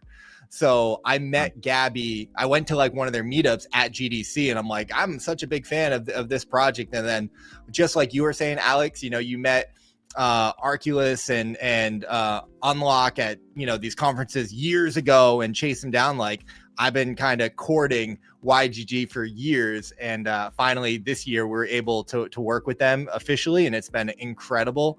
So I'm thrilled to be going back, courtesy of the Wolves again, to Manila. Their Play Summit is awesome. It's like it really feels like the mecca of crypto gaming because, it's crypto gaming's huge in the Philippines with Axie Infinity. The vibe, the energy there is incredible. Ronin is a big proponent there. And really like, a lot of the major players in crypto gaming will make the trip out there. Like Oliver from OpenSea, who loves gaming, does a ton in gaming, but like he's head of partnerships for like all of OpenSea, and he is taking the time to go out there for like the entire week and stuff like that. So it's really cool to see gaming support the East like that, and then obviously they return that in spades, supporting everything that we do. Yeah, man. Are you going to be there? How long will you be out of town? Sunday to Sunday, full week. Long enough to experience a little bit of everything, and not so long that you're like totally burned out. Probably appropriately tired by the end, I imagine, and ready for a good nap. Yeah, it's like enough time to like get over the jet lag, like make the flight worth it, and then be like, okay, like we've done everything, and let's go home. Yeah, I get it, man. Well, and hey, congratulations on being not only in the running, but really, I think the fan favorite to win the Creator of the Year award. I am so thrilled to see people supporting you, to see all your hard work continue to pay off. I think you have such a great story because, I don't know, you just keep getting better. And sometimes when people like rise to the top, you find out, I don't know, they kicked a puppy or, stole candy from a kid or something. And I just feel like the longer we watch you, the longer we know you, character reveals itself over time. And you just make so many people their days a little bit better with what you do. And I think it's well-deserved. I want to know, I'm sure you've said it already, but it's probably good to repeat it. I want to know, how can I vote for you, support you, aside from, telling people, go vote for Iceyyy? What do we do? Evan, you are too kind, man. My heart is warming up over here. We literally this morning, dude, we were literally talking this morning that if I got the two of you on the stream together, that it was just going to be the two happiest, most cheerful people I know, just giving each other compliments back and forth for as long as I told them we should do another show. Like, pal, you're just so damn friendly. Yeah, we can do a compliment battle. How dare you look that handsome with my girlfriend in this world? Like, what's going on over here? How can a man compete? Okay. No, guys. Thank you for the kind words. I mean, like, that's what's cool about life, right? You meet people and you're like, oh, we are of the same cloth. And ever since I met Alex, I'm like, you guys are, brothers in content and doing it the right way, and inspire me to like bring that integrity and value, and like showing that like there's a right way to do this. And that's what we need. We need more of that in the space. So I'm so proud and excited for everything that you guys are doing. Really happy to be able to come on the show. Thank you guys for having me. Thank you for your support. Anytime. I support you guys endlessly as well. The Game Awards is real simple. games.gg/Game Awards. Their award show is on there. You can go vote. You don't have to. What's important is that you're here hanging out with us, having a good time, learning about crypto and learning about it from the best and doing it the right way. So I appreciate you guys. And, again, I said it, to Alex earlier, but congratulations on Arculus, on Jito, on Unlock. Like, it's just incredible. Yeah, we've got great partners, and hopefully more to come, and hopefully for you too. So thank you. I put it on the screen. Oh, games with a 3.gg, Alex. Come on, Evan, it's crypto. It wouldn't be crypto without the 3, And we're going to have that in the show notes. We'll continue to share it. We'll put it in the community so that if you want to support Iceyyy, what's the deadline to vote? Sunday. And voting ends on Sunday. So go vote when you see this, and you can tune in on Friday. They'll be streaming live from Manila. See who's going to win Game of the Year, Chain of the Year.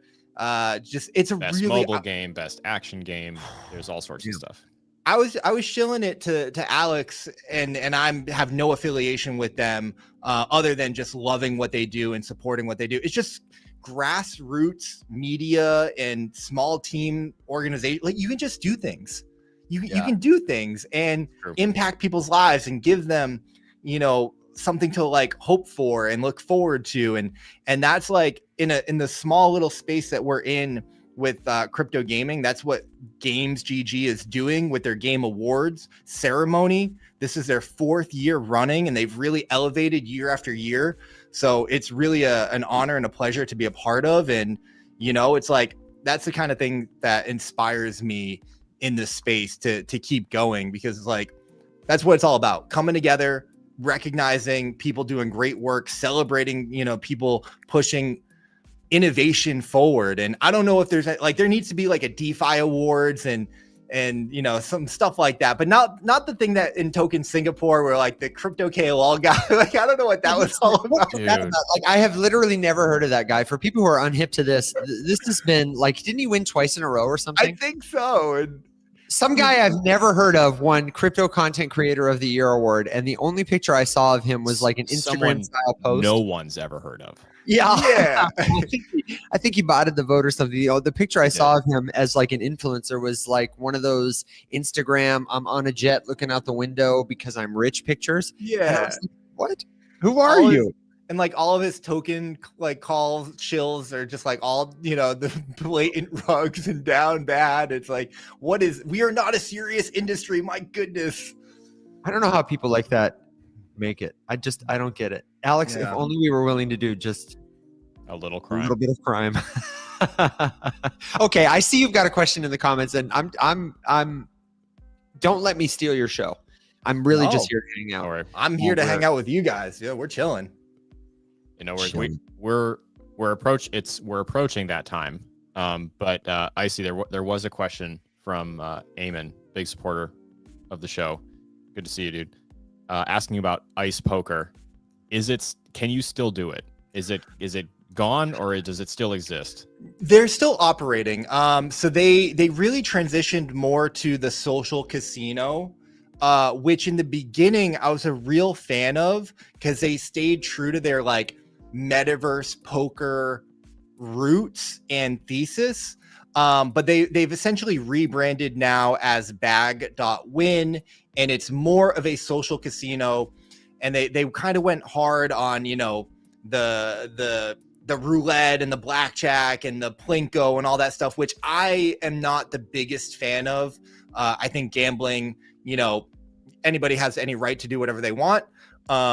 It can be fun entertainment, but it can also be dangerous. I always liked poker because it was a skill game and there was like art and beauty to that. So I was always very comfortable playing poker. And, you know, I'm an adult. We all my friends are, you know, my audiences are reasonable adults, and we always give those disclaimers.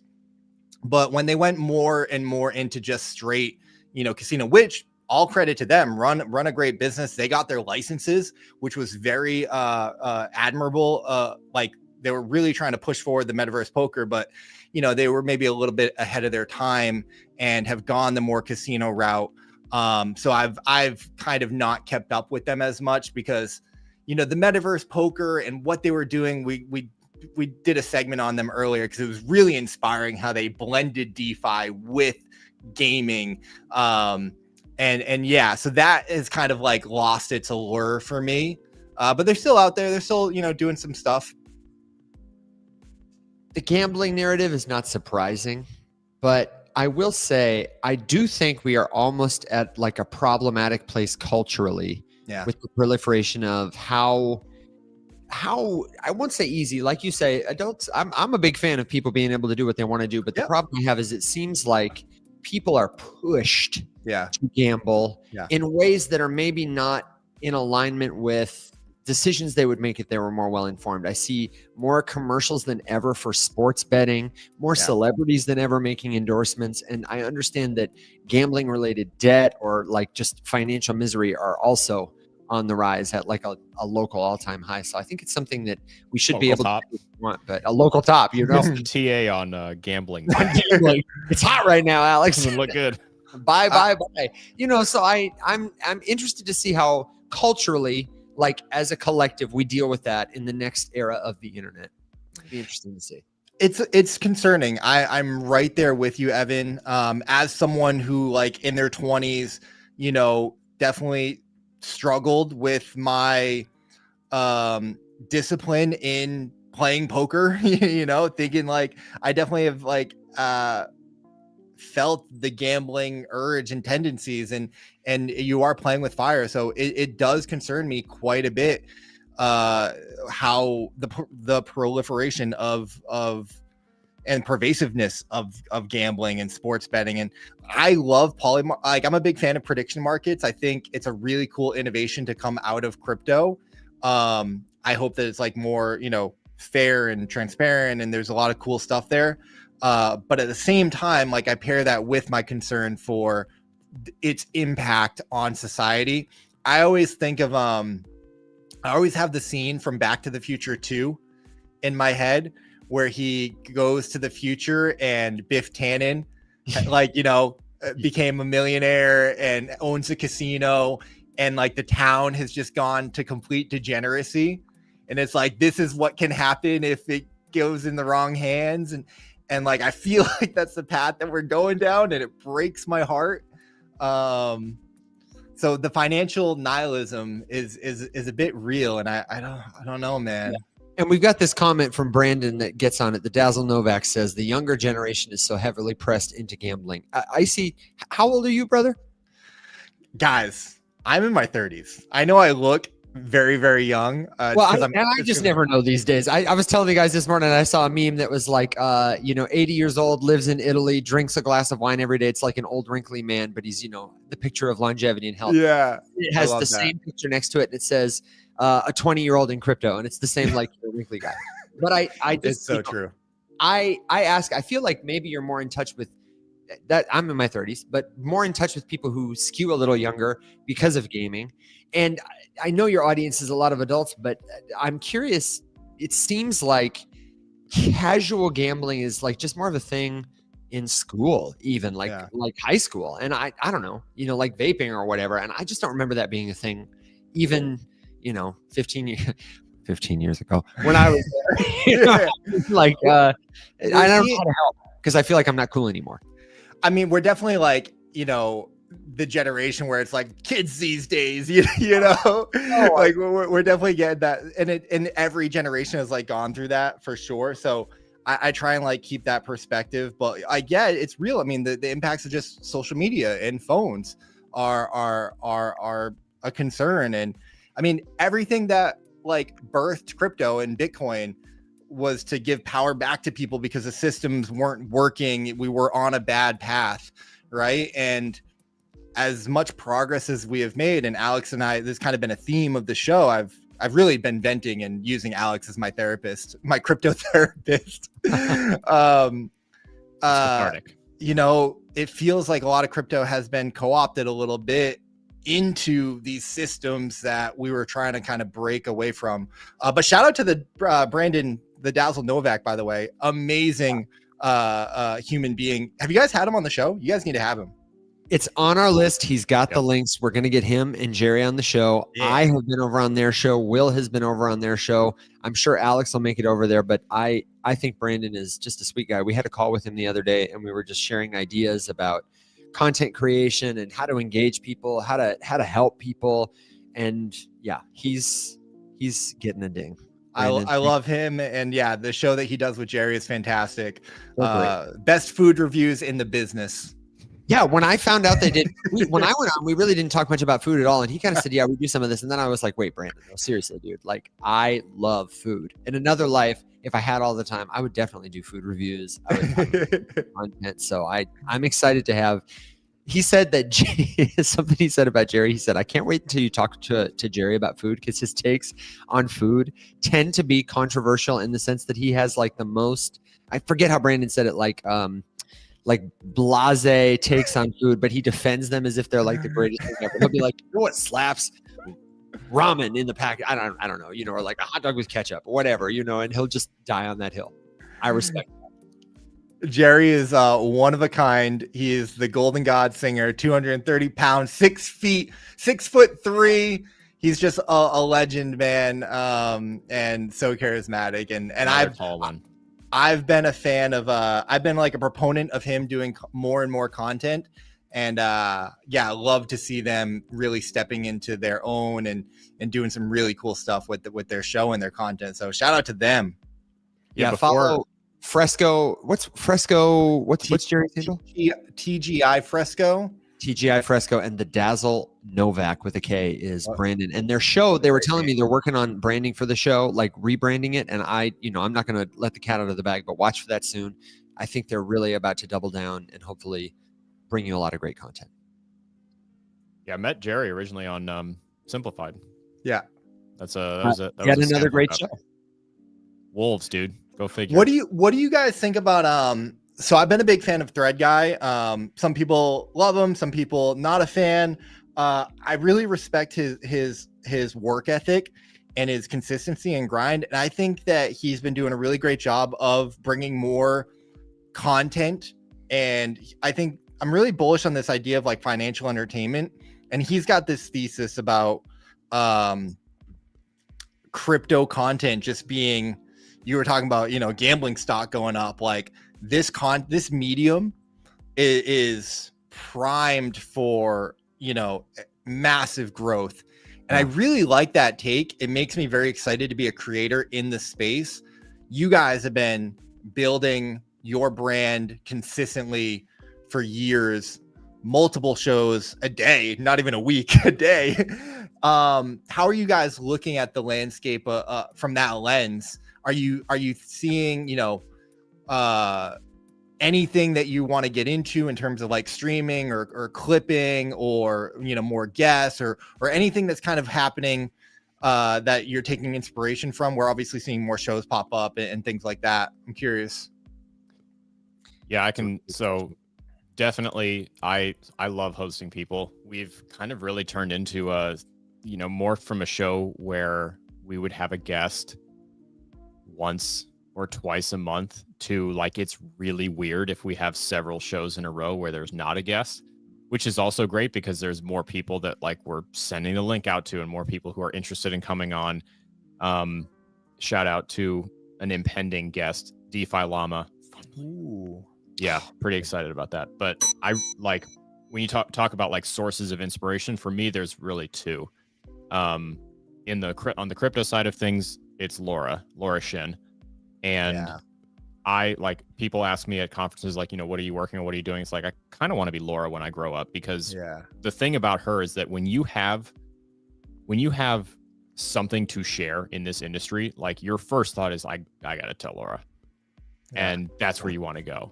And I want people to think about our network as a place where you can go when you need to, when you're trying to get something that you're building in front of a group of people who are going to genuinely listen to it and then give you feedback on it. So kind of talking about it in that sense. And then from a guest perspective, my biggest source of inspiration, also a Web3 builder, shout out, is Stephen Bartlett.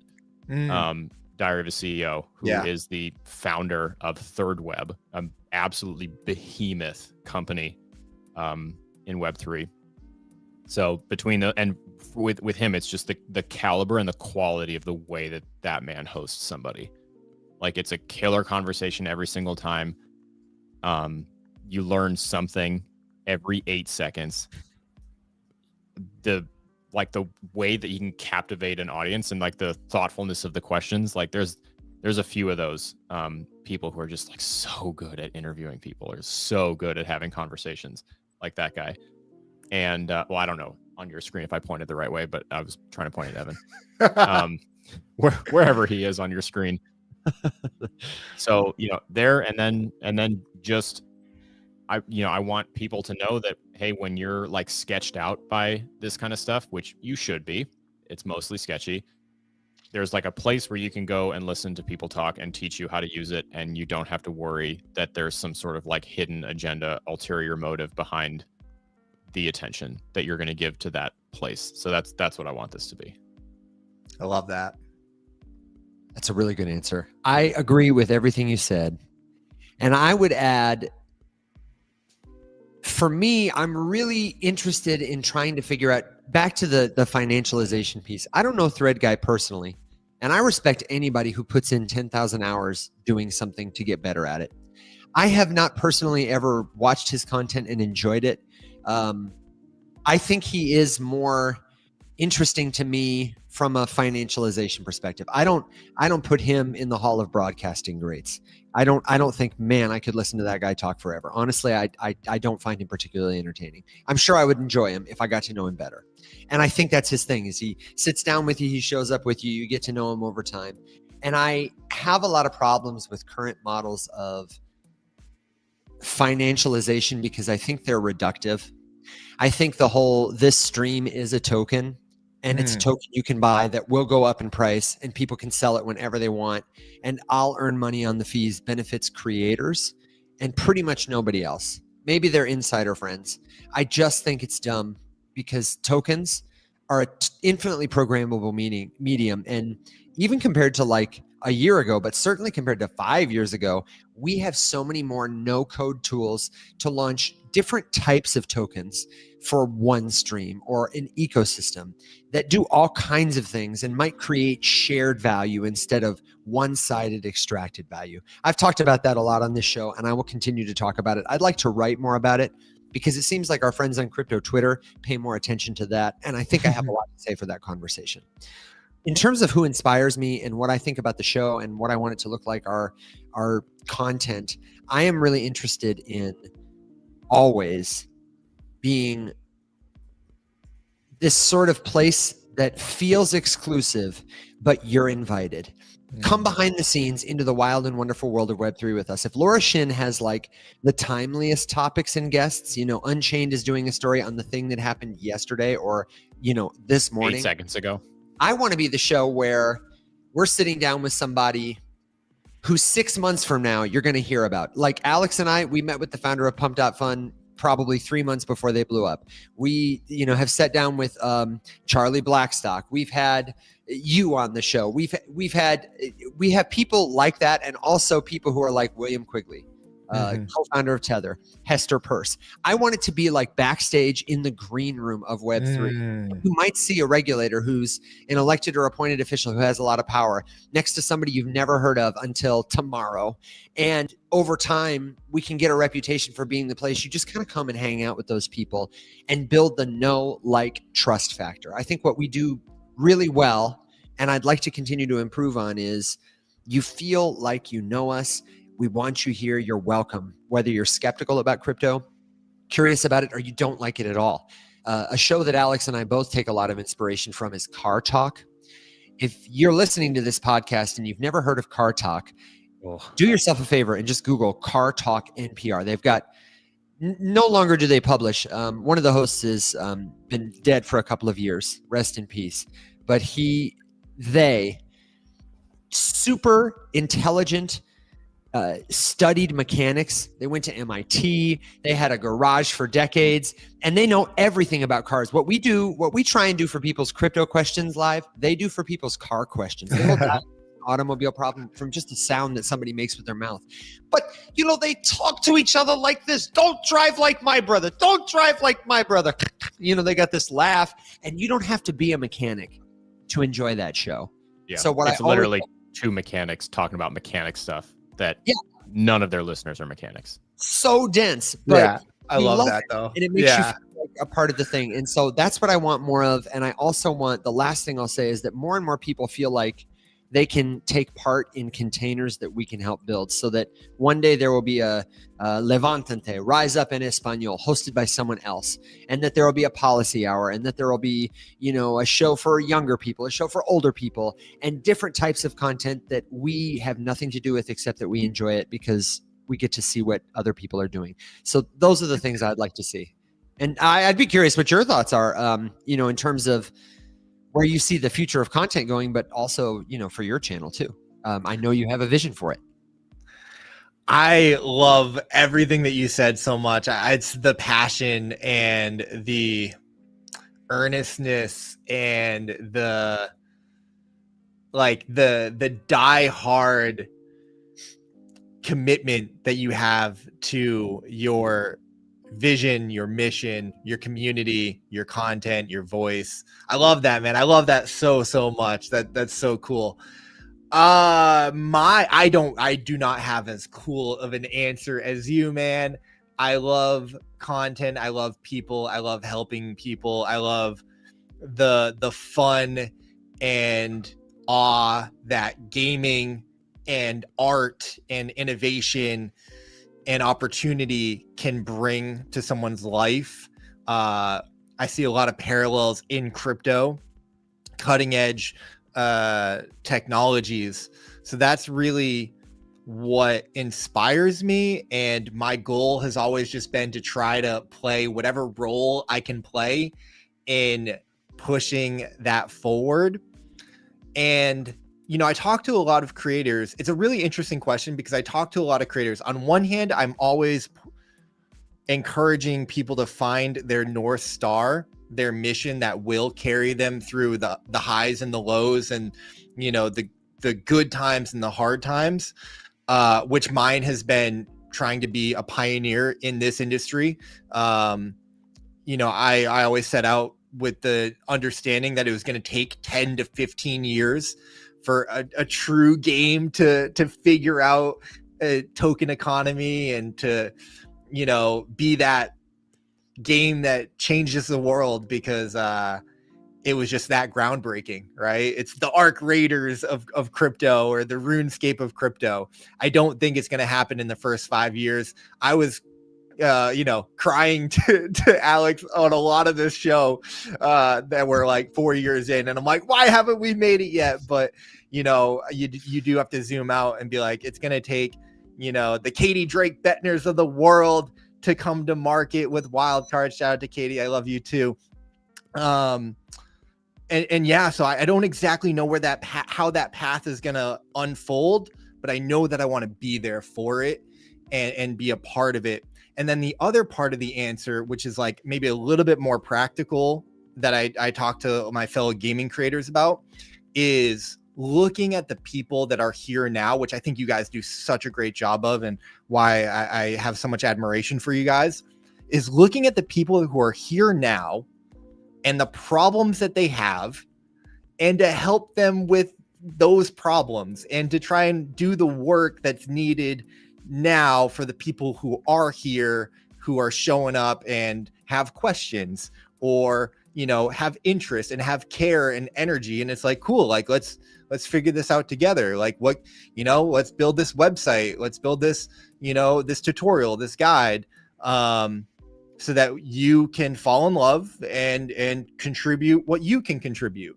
And then we all kind of have that network effect and keep pushing and moving forward. That's why, like, spaces like, you know, Rum's HQ is so great, and spaces like Wolves DAO are so great, because it's this collective of people. And this is why Ethereum, you came on talking about the collective community that has transcended nations and cultures, because that's the beauty of it. So that's how I view my content and my work in the space.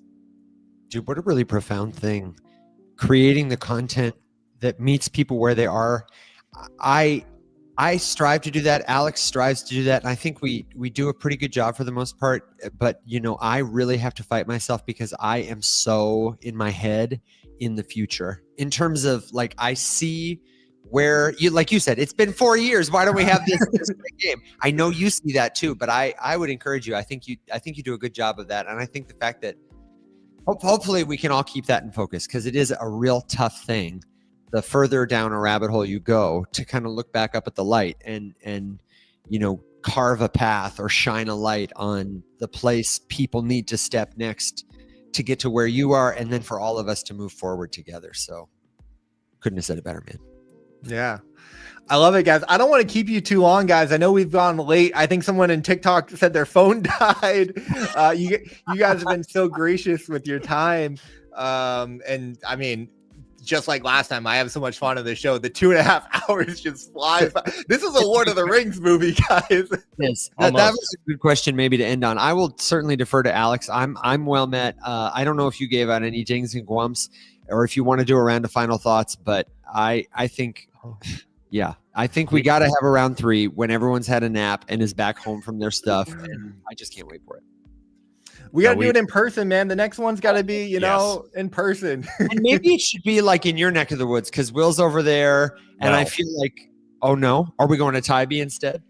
I was just telling Iceyyy, who said that he's burning out and might need a vacation, that like I just so happen to live in a great place to vacation. So I heard there's sun, ocean, and beach there, man. That sounds good to me. Dude, it's gonna be 80 again by Thanksgiving. That's all I'm saying. Oh, yeah, okay, I'm in.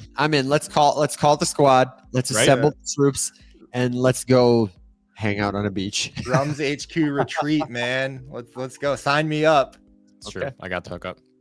But no, we'll Evan, I gotta say, we did not do the game today. Although Iceyyy would have won because you weren't here to corrupt things any other direction. But no, we will keep with tradition and do a round of final thoughts. I do have to say, Iceyyy, dude, it was great to have you. Thanks for giving us so much of your time tonight. No, thank you for I messaged Alex. I'm like, can I come on the show? I want to come on the show.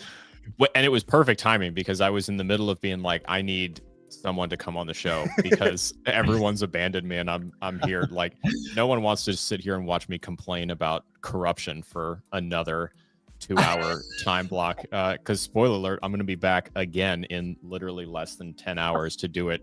You have nothing to talk about. I know. There's always something to talk about. Yeah, another hour of tax app and complaints with Alex. It's just your listen. It's funny that you showed up when you did because I just got finished like speaking into the ether to let you know as you watched the recording that that was definitely all Iceyyy. I did not come up with that. He organically asked me and it was the perfect time. Sure. And I knew that you felt a disturbance in the force somewhere. So the fact that you just popped in backstage as soon as I had the screen show up was so funny. But no, let's hit some final thoughts.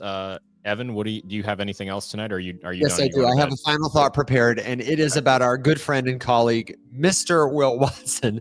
When I was not on the show, coming back here to get on the show, I was texting with the group chat that we have with Will and with Tori, and Will shared this. He and Violet are in Japan right now, and they're living it up. He's done like kendo in an authentic outfit. They've been eating great food. They've been seeing beautiful sights. And tonight, I guess they went to a place where you get to interact with different animals. And he texted a really cute picture of them feeding and petting this adorable baby otter. You know, is there a cuter animal than an otter? I don't know. They're pretty much the best. And, you know, it was like holding his hand. It was the cutest picture I ever did see. He said, and I said, oh my gosh, that's so adorable. And then he texted me back. He said, yeah, except at the end, they made us take a picture with the baby otters and they pull them away from the mother and the babies start crying. Aww. And then they have to like hold on to the mom because like she's crying. And he said, and then they just pointed a camera at us and started taking pictures. And he sent me a picture and he and Violet are like, they have these like otters in somebody else's hands, like in front of their face. And he and Violet are both kind of like, and he said to Violet, oh, let's just smile and get it over with. Let's give them what they want. And so they go from being like to being like, and now he said it was traumatic. I really want to make like a Christmas picture. Kimberly, my fiance, had this idea to do for their Christmas cards. They could make their picture. And I said, let's just get them a shirt for Christmas with that picture on it of them, like with the crying otters. I would probably cry if that happened. All that to say, heartbreaking. Will is living it up. I am living it up. I hope whoever you are, wherever you are, whenever you listen, that you are living it up. And if you're not feeling so good, at least you're not an otter separated from its mother. That's my final thought. Bearish. That was beautiful. I didn't know where you were going with that at one point, but you tied that up so beautifully. I caught me by that was poetic. My goodness. That's very kind of you. I don't know that it was that beautiful. I realized at the end, I was like, where is this going? And hopefully we made it somewhere. And, you know, if you're listening in Argentina, in Buenos Aires, get at me. That's my final thought is if you're here for Devconnect or for something else, if you've got a cultural experience, if you've got an otter that I can humanely interact with that won't be taken from its mother, then call me. I'll give it to you, Iceyyy, for the final thought. I'll put a cherry on top of Evan's story to say that I too have had an encounter with an animal in a setting that didn't go the way that I wanted it to. I was in San Juan, Puerto Rico, on a port call, which is when you're doing a District 7 D7 patrol, which is like the Caribbean, and you can just stop anywhere. It's either going to be Guantanamo Bay or it's going to be San Juan. And so we were there, and we were participating in beverages, and everybody was hammered. And we're like wandering around San Juan, and this dude comes up, and he's holding underneath each arm, he's holding an iguana, and each iguana is wearing like a full denim suit, like literally wearing jeans and a denim jacket. And he just starts handing us the iguanas and taking pictures. And then that was the scam, right? Like give you the iguana, take the picture, and then demand money for you from the picture. Mm-hmm. And we didn't know what to do, and we didn't have any money, and we were also hammered, and we all panicked. And so we just set the iguanas on the ground and ran, and he didn't know whether to chase us or chase the iguanas. And so for a brief moment, there was a Puerto Rican man chasing 2 denim-clad iguanas as a bunch of drunk Coast Guardsmen ran away from him in the middle of the street. That core memory. That is incredible. Everyone knew who we were too, because you've been in uniform on the ship the entire time. So like your legs are as pasty as humanly possible, and you have the most aggressive farmer's tan of all time, as you're just like standing out on the ship, forearms out, and that's it. So everyone knew exactly who we were, which you're just a prime target. That is beyond incredible. I don't know if I have any really cool animal stories like that. You need an animal story, dude. Yeah, I'm trying to like rack my brain. I'm like, we went to Thailand and saw the tigers, and I feel like, you know, they say that they're not, you know, like sedated, but I think they're lying on their brochure, which is not so good. Something about the lion does not concern himself with bear markets. You know, there's a connection somewhere, but there's not. I actually have a Will story that I did want to tap into. So I'm at Solana Boston, ETH Boston, really great blockchain week in Boston. And Alex texts me, and he's like, yo, you got to meet up with William. Like, he's there. You guys are in the same city. You guys are both amazing. Like, you definitely have to connect. And I'm like, oh, incredible. 100%. And I end up meeting, and separately, I'm in the audience just listening to, like, you know, one of the panels or whatnot. And, you know, it comes to like the Q&A section. And there's this other guy like across the row, really handsome guy, really like, well, back straight, perfectly manicured face, you know, tall, handsome. Smells good. It's just like the Boston guy that you're just like, that guy, man, like, sounds like a douche. That guy exists. Like, well, you know, like good for him. Must be nice, you know, like, and then he asks his question, and he's like, so thoughtful, so articulate, so smart and brilliant. And I'm like, was this guy got it all? Like, what's going on here? Lo and behold, that is Sir William Watson. And then there's another part of the story where one of my best friend from college, every time we meet up, he's like, bro, like, one of my friends knows like you on Twitter, like he knows Iceyyy. And I'm like, there's no way. Like, there's no way. He's like, yeah, my friend Will like knows you. And I'm like, okay, sure. I'm sure there's like a mistake, or, you know, like whatever, right?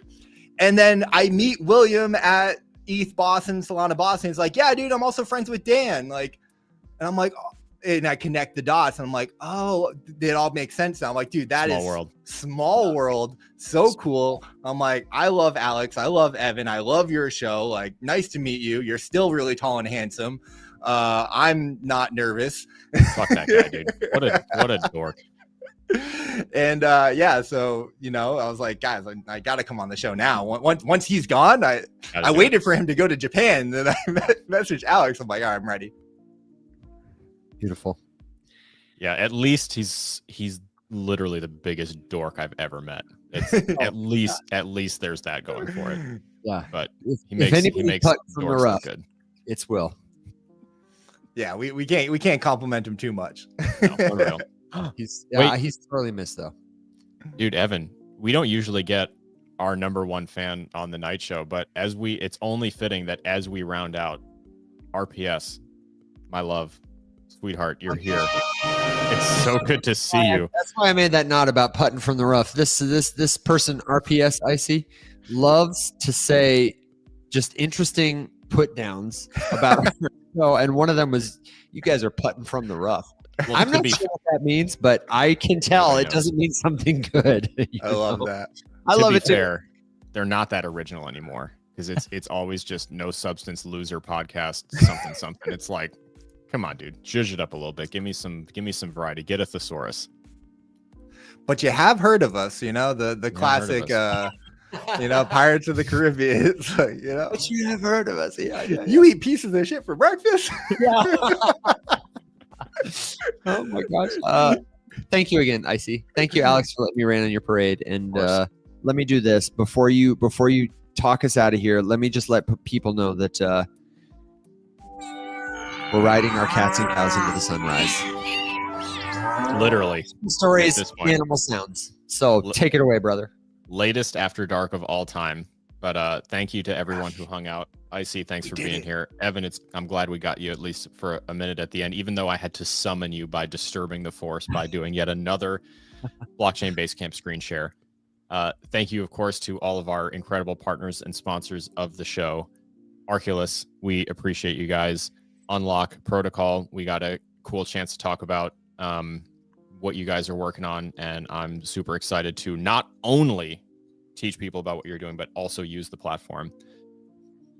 We've got Jito in the house. We talked a little bit about like what are we interested in, what are we focused on, and one of the big things that people are interested in that we're trying to teach more and more and more about at a heightened level, not only to do all beginner everything, but is just the world of DeFi and how deep and robust it is. And I'm excited to have Jito's help to tell that story.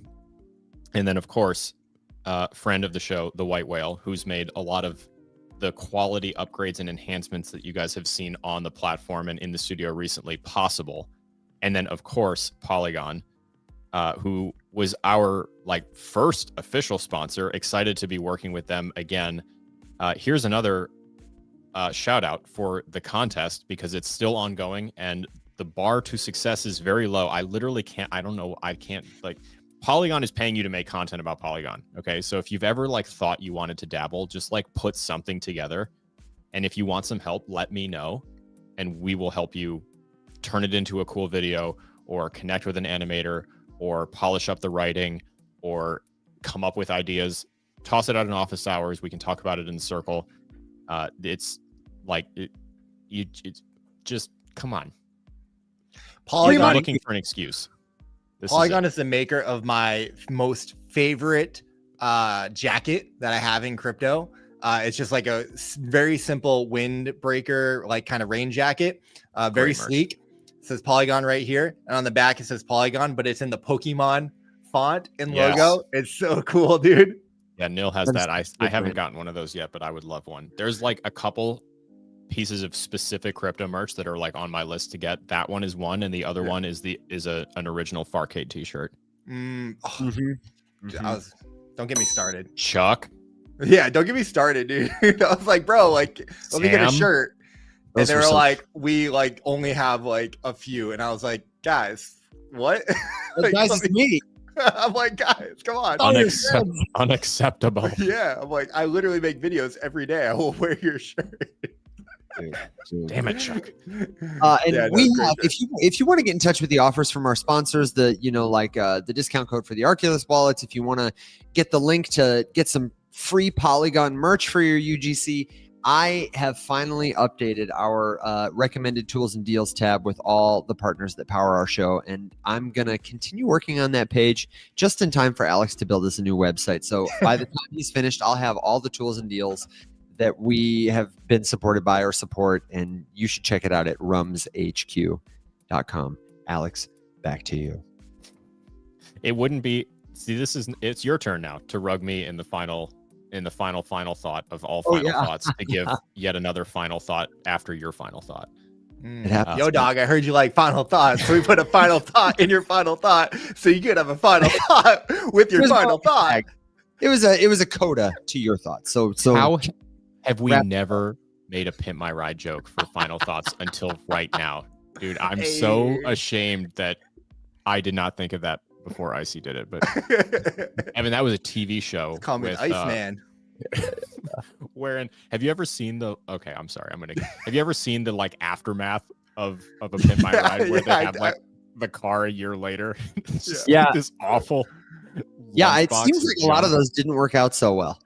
Yeah, go figure. Removing key mechanical components of the vehicle to fit in a mini basketball hoop in a very tiny hot tub is not good for the structural integrity of the car.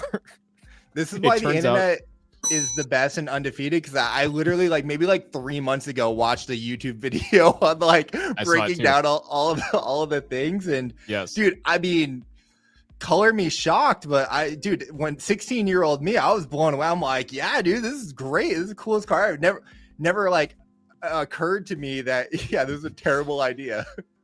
Yeah, we actually went ahead and pulled out the rear suspension system to fit a few more speakers. Yeah, It's really loud. It feels like crap when you go over a rock. so I good, see it. dude. Where are they now? I'll have to check it out. Dude, it's hilarious. I've actually seen that one too. Okay, without further ado, Iceyyy, thank you again for being here. Thank you to everyone for hanging out. We will be back same time as this morning, same place as right now, different time than right now, tomorrow morning for the final episode this week of the Rise Up Morning Show. Evan, do we have you for that one, or you're No, tied I'm up? going to be at Bubble Studios at the venue. What we will have is a reveal of who gets the extra incentive. We threw $100 on top of the Polygon UGC, and we will pick a winner on the show tomorrow. By which I mean Alex will pick a winner. Alex, I'll get at you about it. Okay. There's still time before we go on the air. If you want to make a piece of UGC to win the extra $100 from us, do Really? it. Yep. But no, I will not be there. I might be able to. I'll have my laptop and my phone, but I expect I'll be on the ground working, prepping my speaker notes and all that stuff. No worries. It'll be just me, and we'll have fresh things to complain about, or I'll complain about the same stuff. But thank you all for hanging out with us tonight. It was a lot of fun. I appreciate all of you. Iceyyy, it's great to have you. We'll see you guys next time, whenever that is, whenever you listen. And I didn't give any shout outs to Podcast Land tonight. I'm so sorry. I love you guys, and I hope that wherever you are and wherever you're listening, your candles are green. We will see you guys next time. Until then, rise up. Bye, guys. Bye.